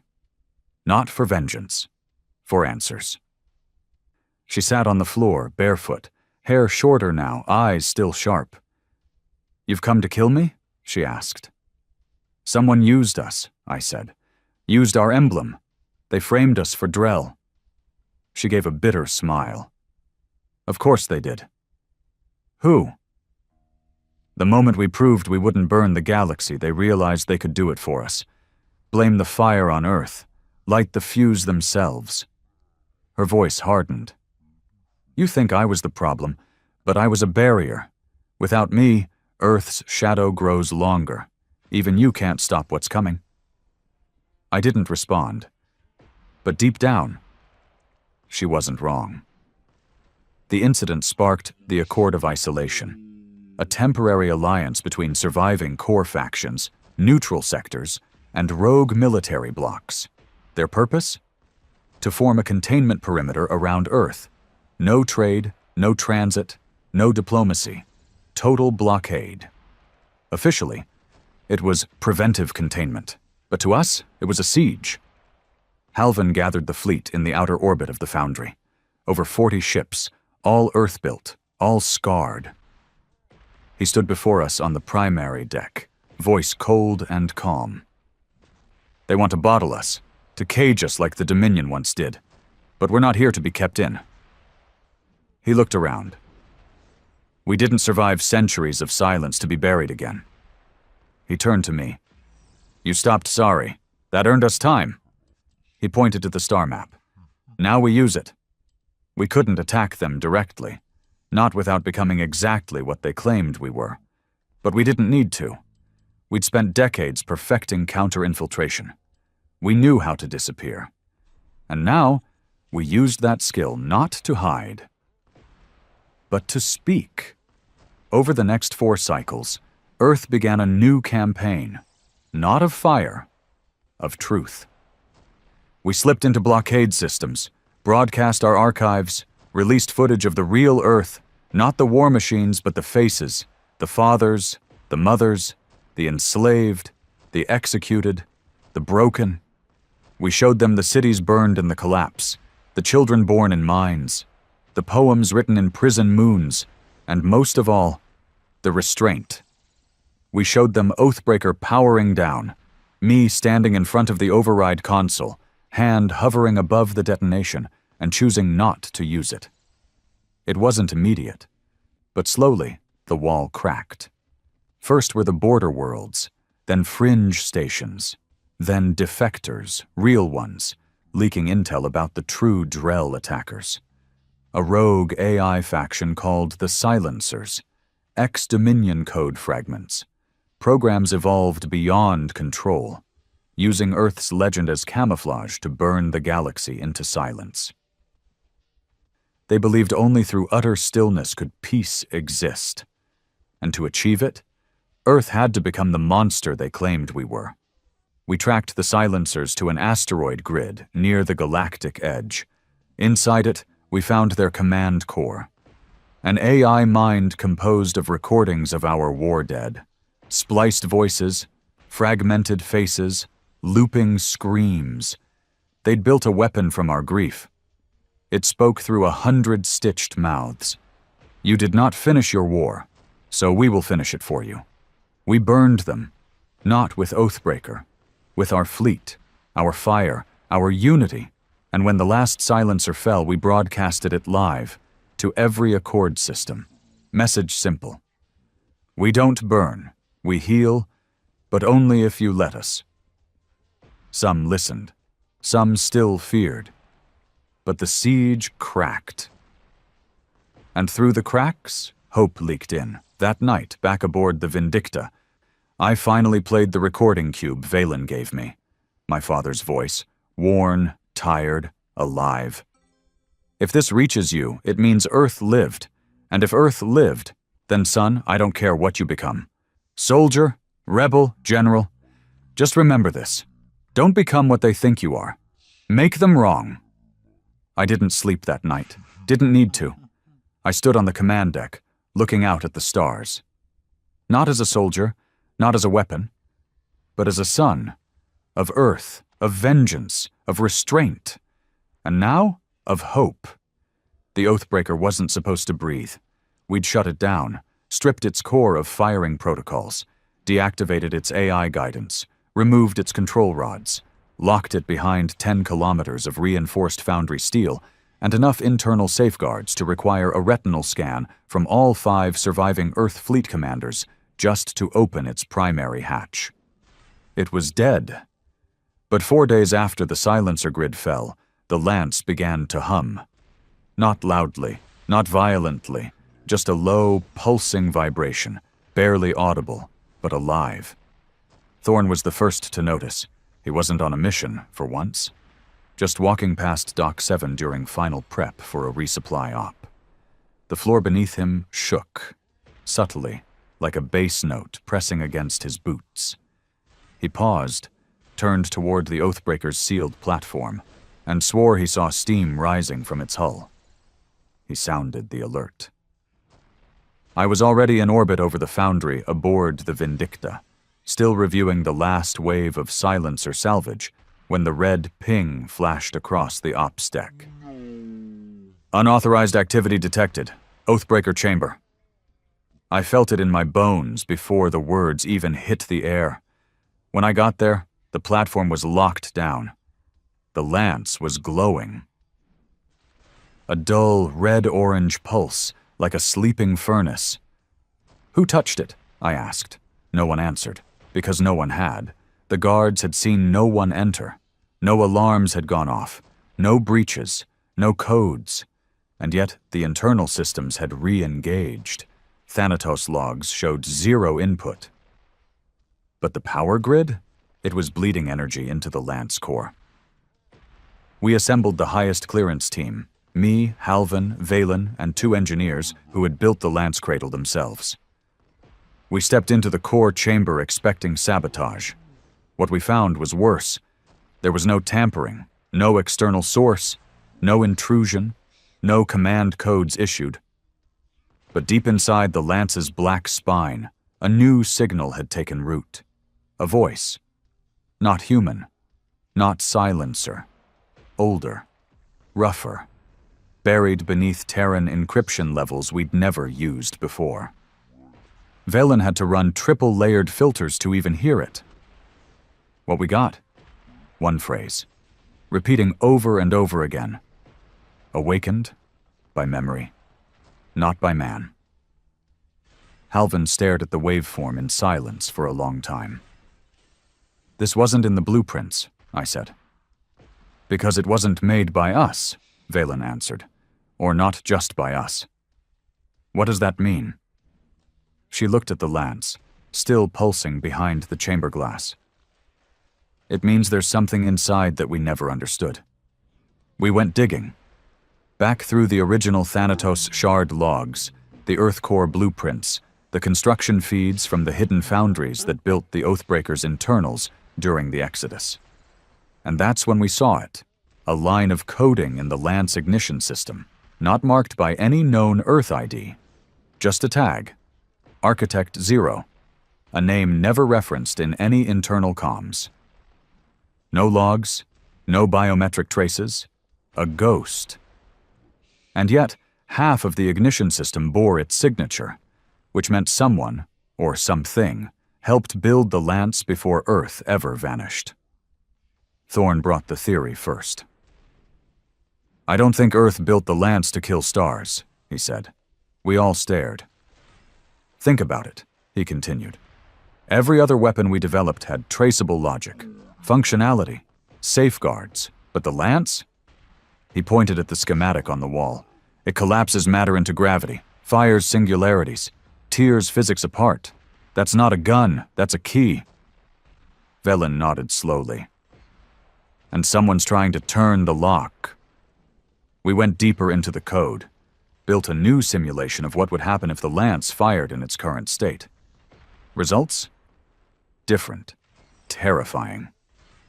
Instead of launching a singularity, it opened one. Not a stable wormhole, not a drive lane, but a tier, a dimensional breach, not just in space, but in memory. The lance wasn't just physical, it was temporal, and in its new state, firing it would fracture reality itself. "Who would even think to build something like that?" I asked.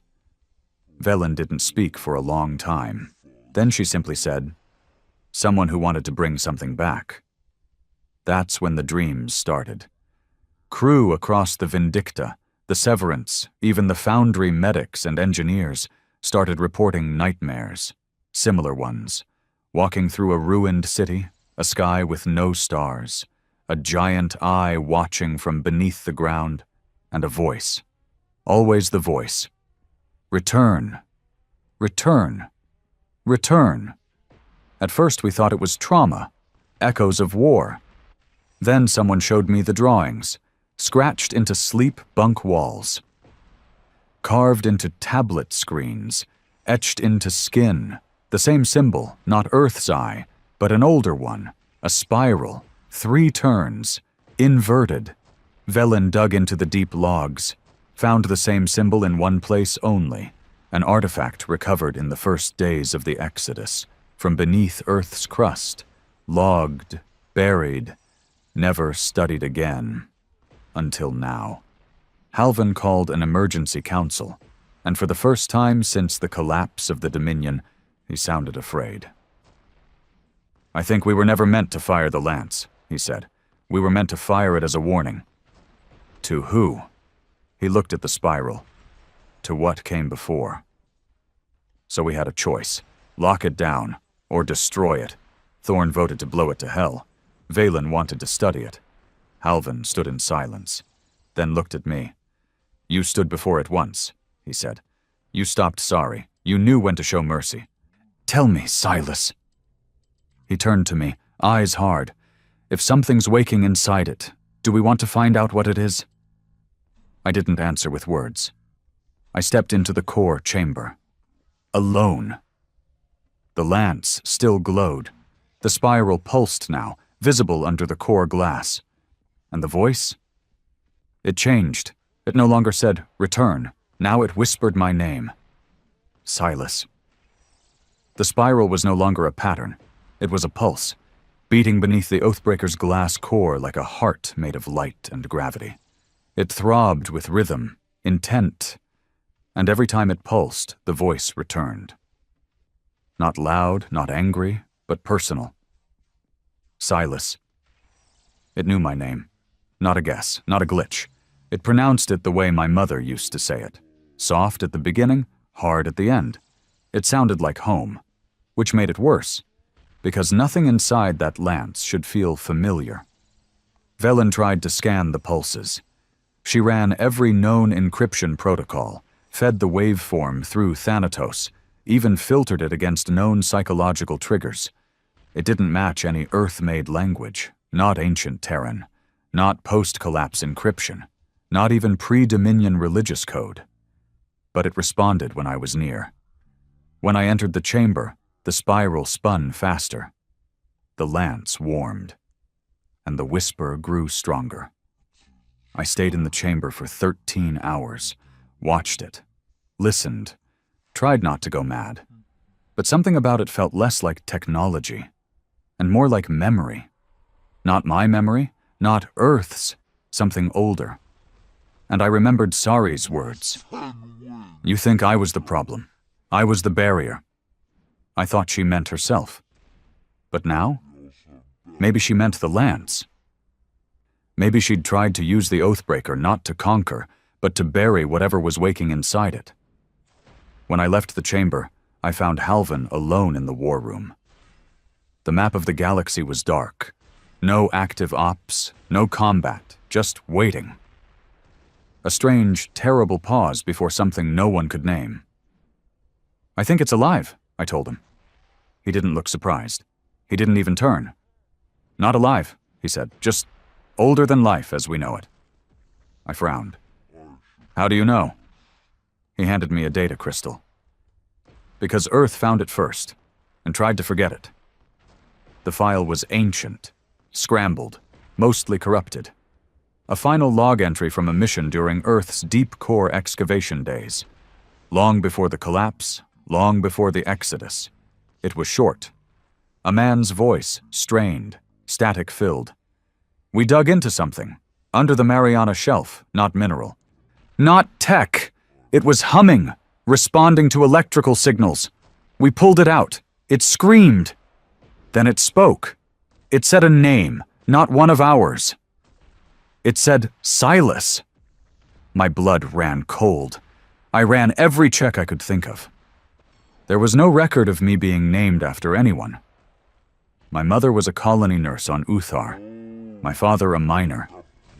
No mysticism, no prophecy, just survival. But the voice had said my name before I was born, which meant either Thanatos was corrupted, or something had seen me coming. Valen ran a genome trace next.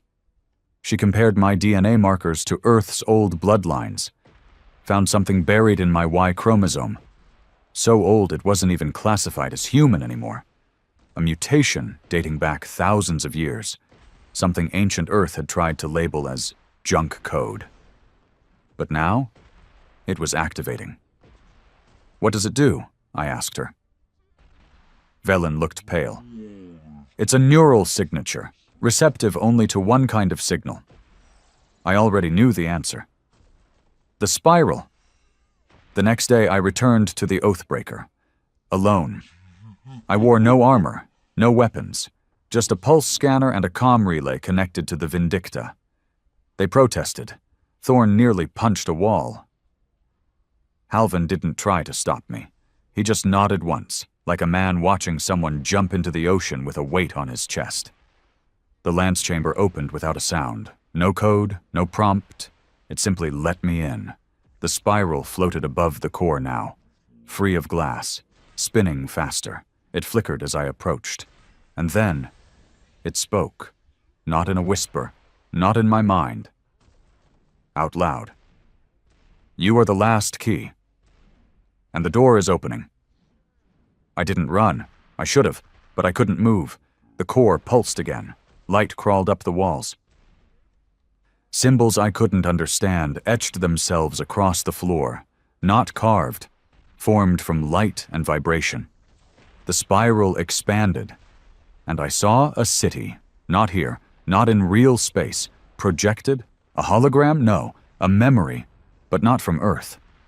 This was a world with twin suns, a sky of ash, towers made of stone and metal fused together like bone, and at the center, a monolith, wider than a mountain, covered in spirals, and in front of it, a human, or what looked human, kneeling, chained, burning from the inside.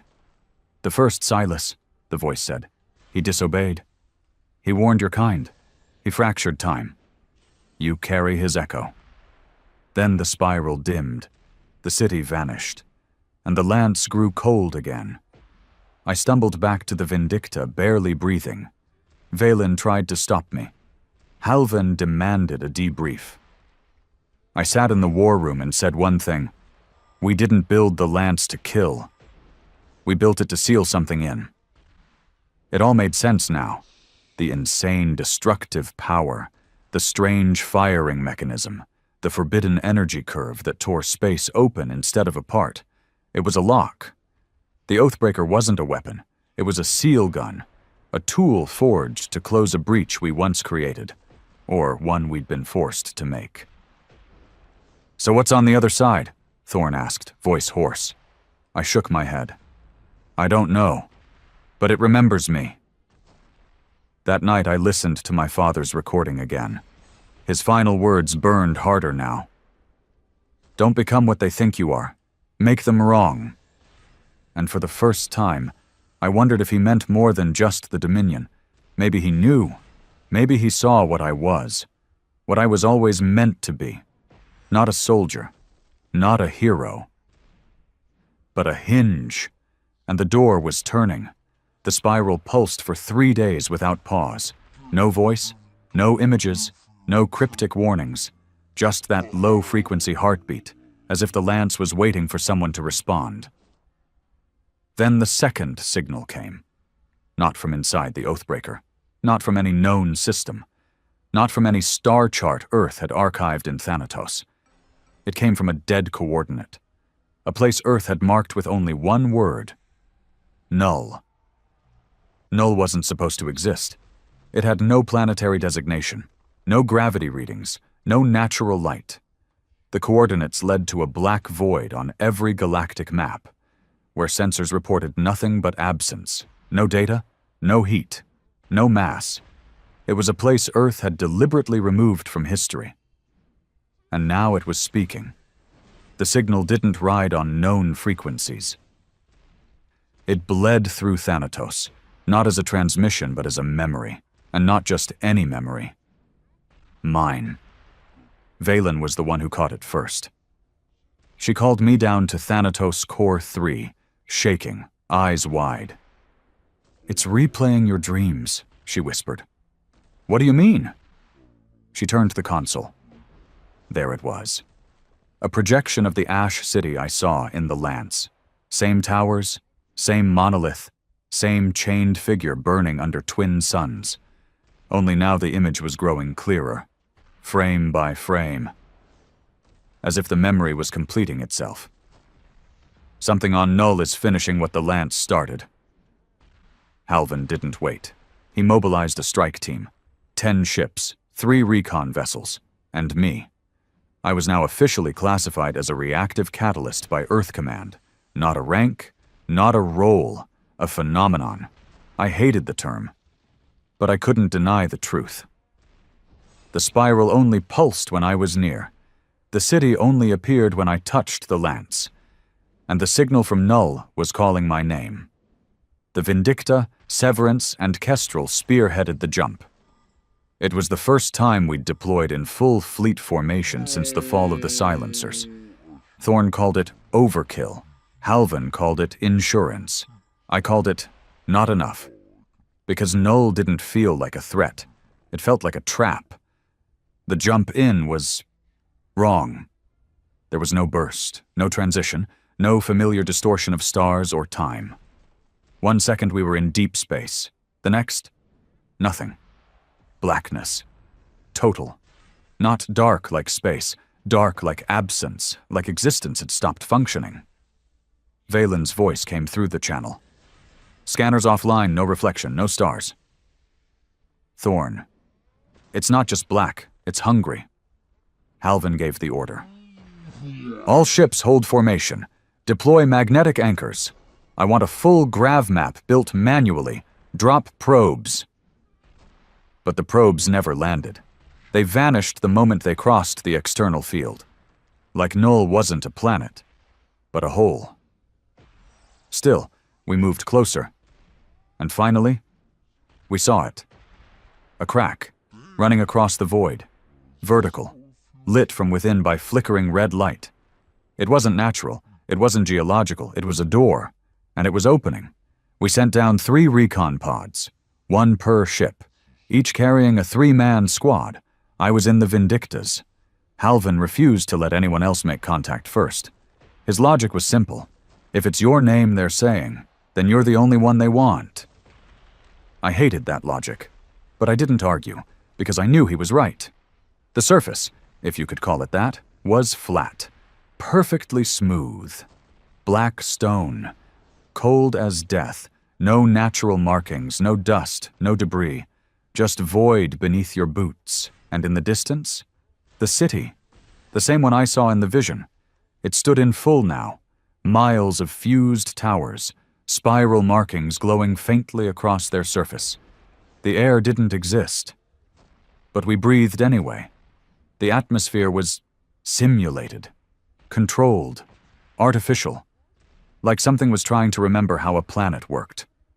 The door was at the center, set into the base of the monolith, 20 meters high, covered in carvings that shimmered when I got close. They moved, shifted, until they formed words. English, ancient earth tongue, 4 letters. Open. I turned back to the squad. They were already gone. Not dead, just gone. Vanished without a sound. 1 second they were behind me. The next, I was alone, and the door began to move. I should have run. Should have activated the emergency evac. Should have called in the orbital cannon. Instead, I stepped inside. It wasn't a chamber. It wasn't even architecture. It was a memory. My childhood home on Uthar. Every detail right. The cracks in the ceiling, the frayed blanket I used to wrap myself in when the winds came, the picture of my mother half faded on the shelf, and at the table, my father, alive, smiling. Sit, he said. I didn't ask how, didn't argue. I sat. He poured tea. The cup was warm. Real. He looked at me with eyes that didn't belong to him, eyes that had seen too much. You brought the key, he said. I said nothing. He smiled wider. It's not your fault, Silas. You were born into a cycle that needed breaking. The first Silas tried. He failed. You won't. The walls flickered. The home melted away. Replaced by the Ash City again. But this time, I wasn't outside it. I was beneath it, in a hollow chamber lit by spirals, and floating in the center, a pod, sealed, ancient, humanoid figure inside, eyes closed, burn marks across its chest, chains around its arms. I stepped forward. The voice returned. He was the first. He refused to seal the breach.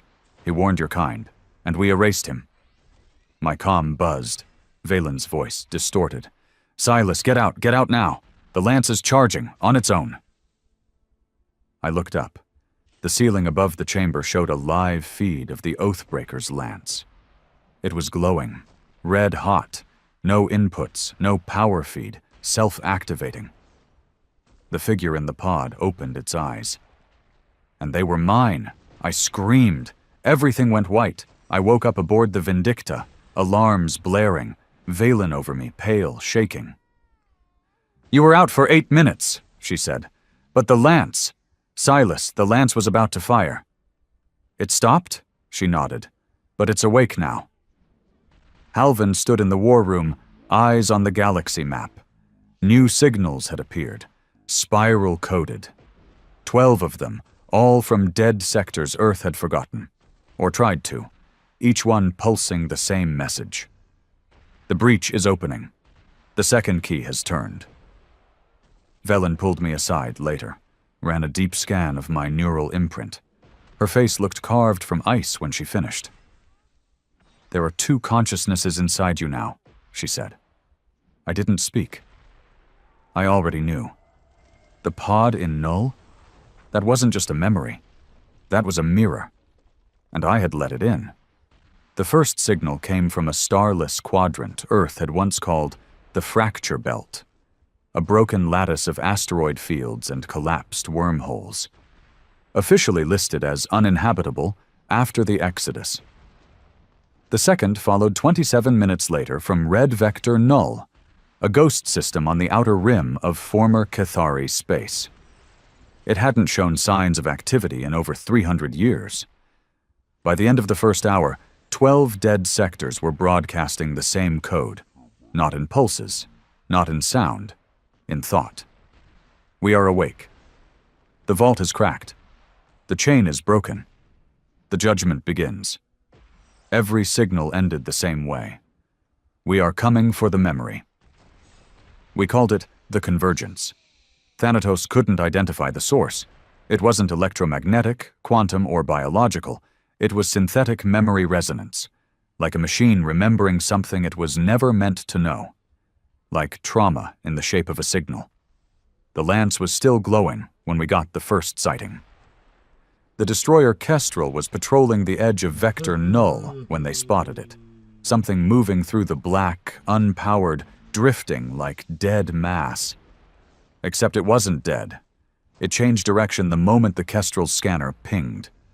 Then it spoke through their comms array, using Earth's own encryption tones. A whisper. "We remember what you built. We remember what you buried.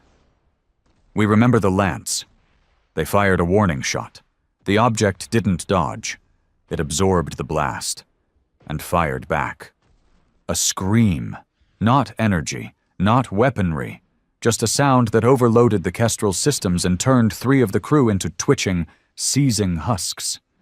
The ship self-destructed 10 minutes later. There were no survivors. Velen reviewed the logs and ran the waveform through Thanatos. She froze when the match came back. "Silas," she said, her voice shaking. "It's an echo." "Of what?" She turned the screen to me, and I saw my own face, projected in the waveform spectrogram, eyes hollow, mouth open, frozen in a scream. Every signal since had carried fragments of the same thing. My neural pattern. As if the 12 signals weren't just invading the galaxy. They were calling to me, or maybe rebuilding me. Halvin called the first full black assembly in years. Every Earth fleet captain, every surviving field commander, all pulled into the Vindicta's war room. No politics, no pretense, just strategy. And dread. "We always thought Earth's greatest crime was building the lance," Halvin said. He stood in front of the tactical map, where red spirals now blinked like infected wounds across the galaxy's edge. But the real crime was what came before it. He tapped a console. A new screen lit up, declassified. Stamped Omega Restricted, Protocol Deepgrave. It was a secret Earth had buried, even from itself. Before the collapse, before the Dominion, before the Exodus, there had been a war, not between nations, not between empires, but between Earth and something it had accidentally awakened, buried under the Pacific Ridge in pre-Dominion ruins of unknown origin. A construct.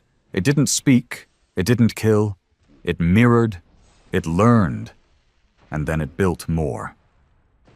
12 proxies, each tied to a quadrant of space, each sent into the stars to replace what came before, not to destroy, to overwrite. Civilizations, cultures, memories, each one a walking, breathing rewrite engine. Earth had fought back, barely won, and in desperation created Thanatos to store its history. Then forged the lance to seal the breach that gave the constructs their fuel. Remembrance.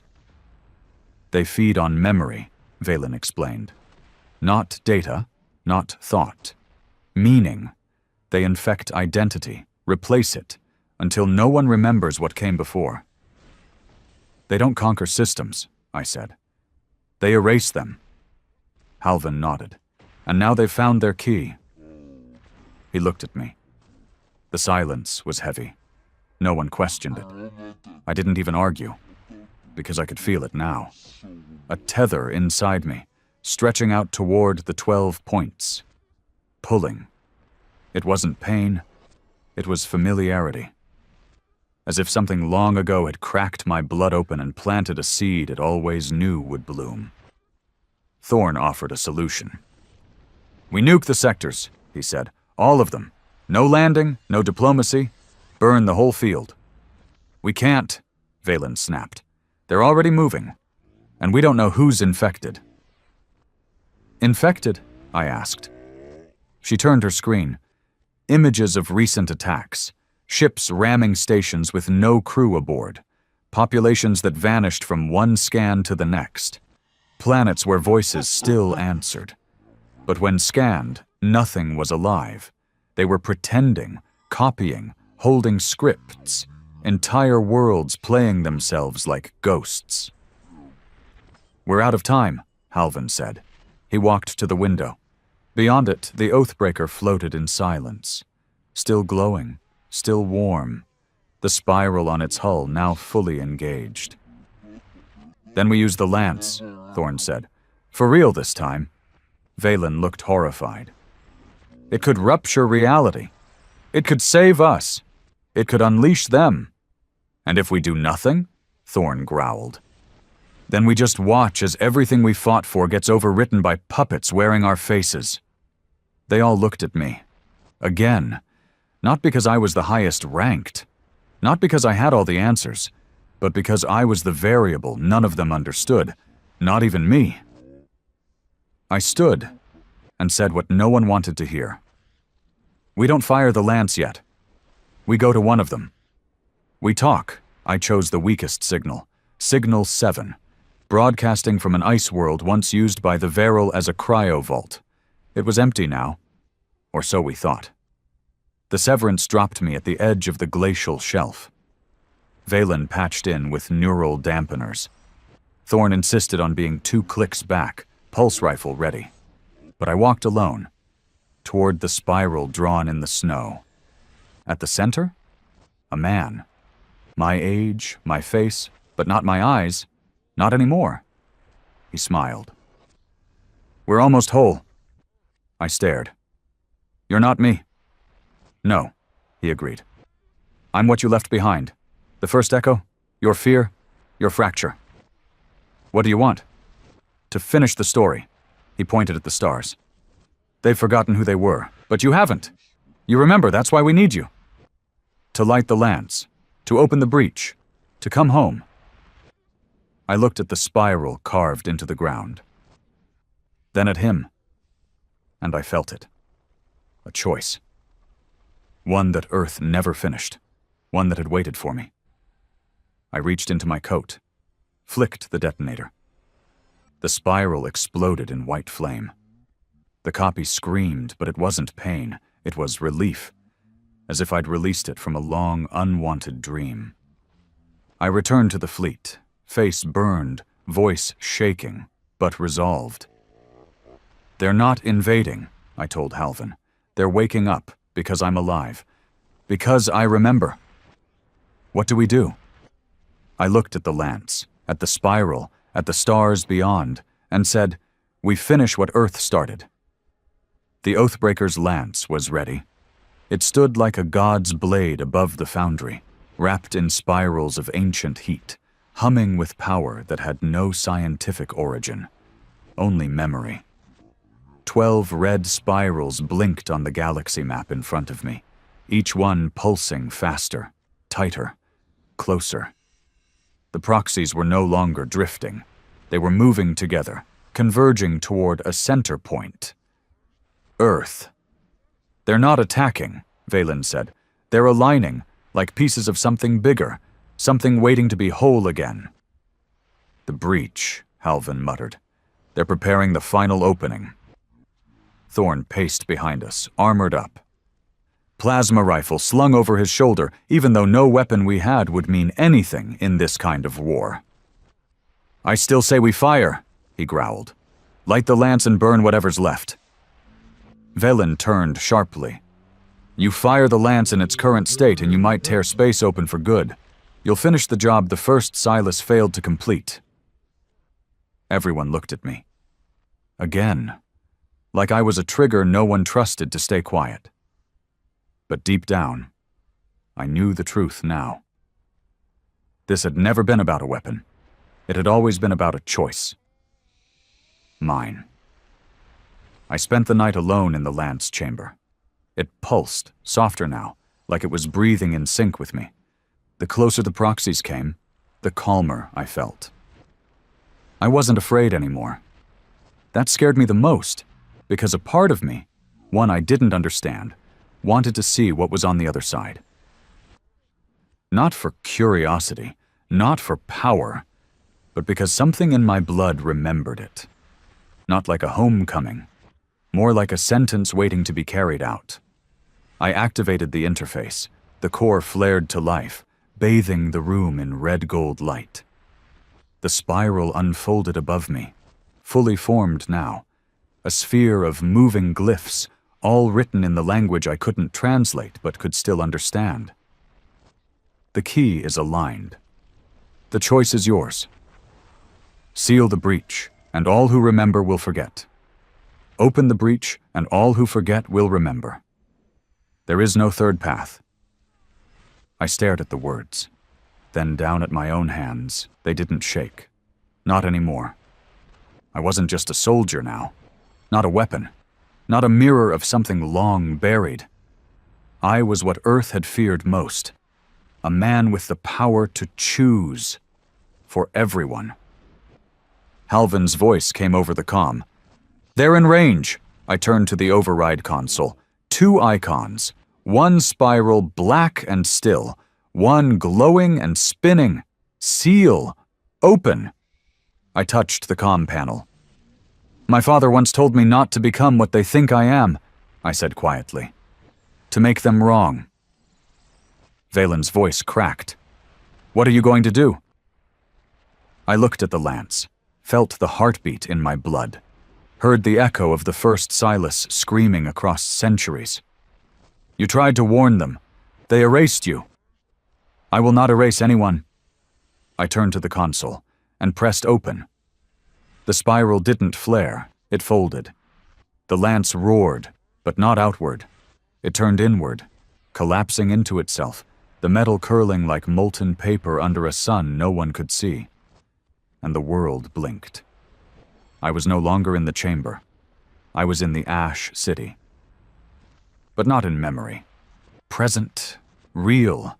Twin suns burned above. The towers stretched endlessly. The monolith stood taller than before, and the proxies, all 12, stood around me, not attacking, waiting. They spoke in one voice, not cruel, not mechanical, tired.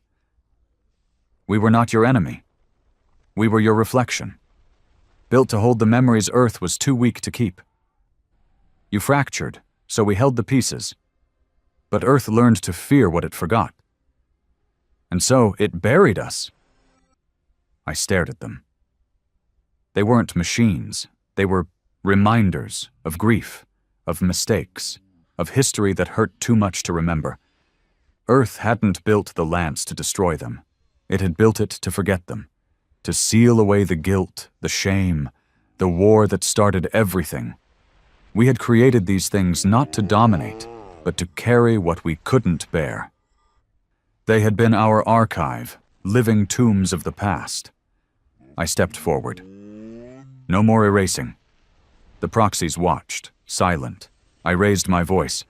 No more forgetting. I reached out, touched the monolith.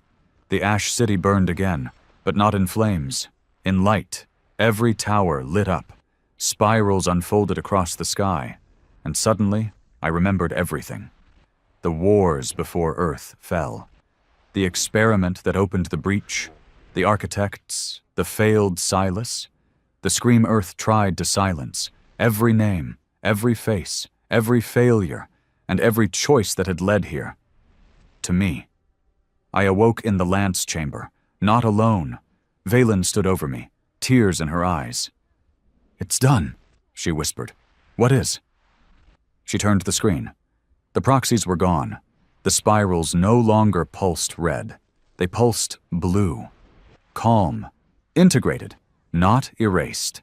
Not locked away. Shared. I had done neither.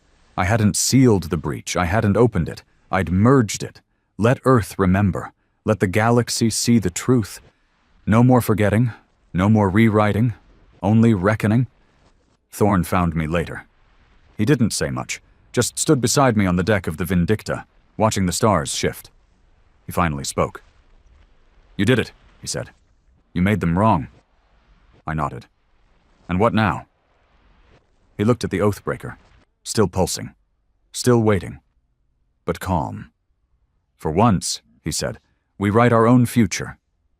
In the months that followed, the spirals became part of Earth's seal, not as weapons, not as warnings, but as witnesses, carved into our ships, woven into our uniforms, painted on the walls of rebuilt colonies, not to forget the war, but to remember it right.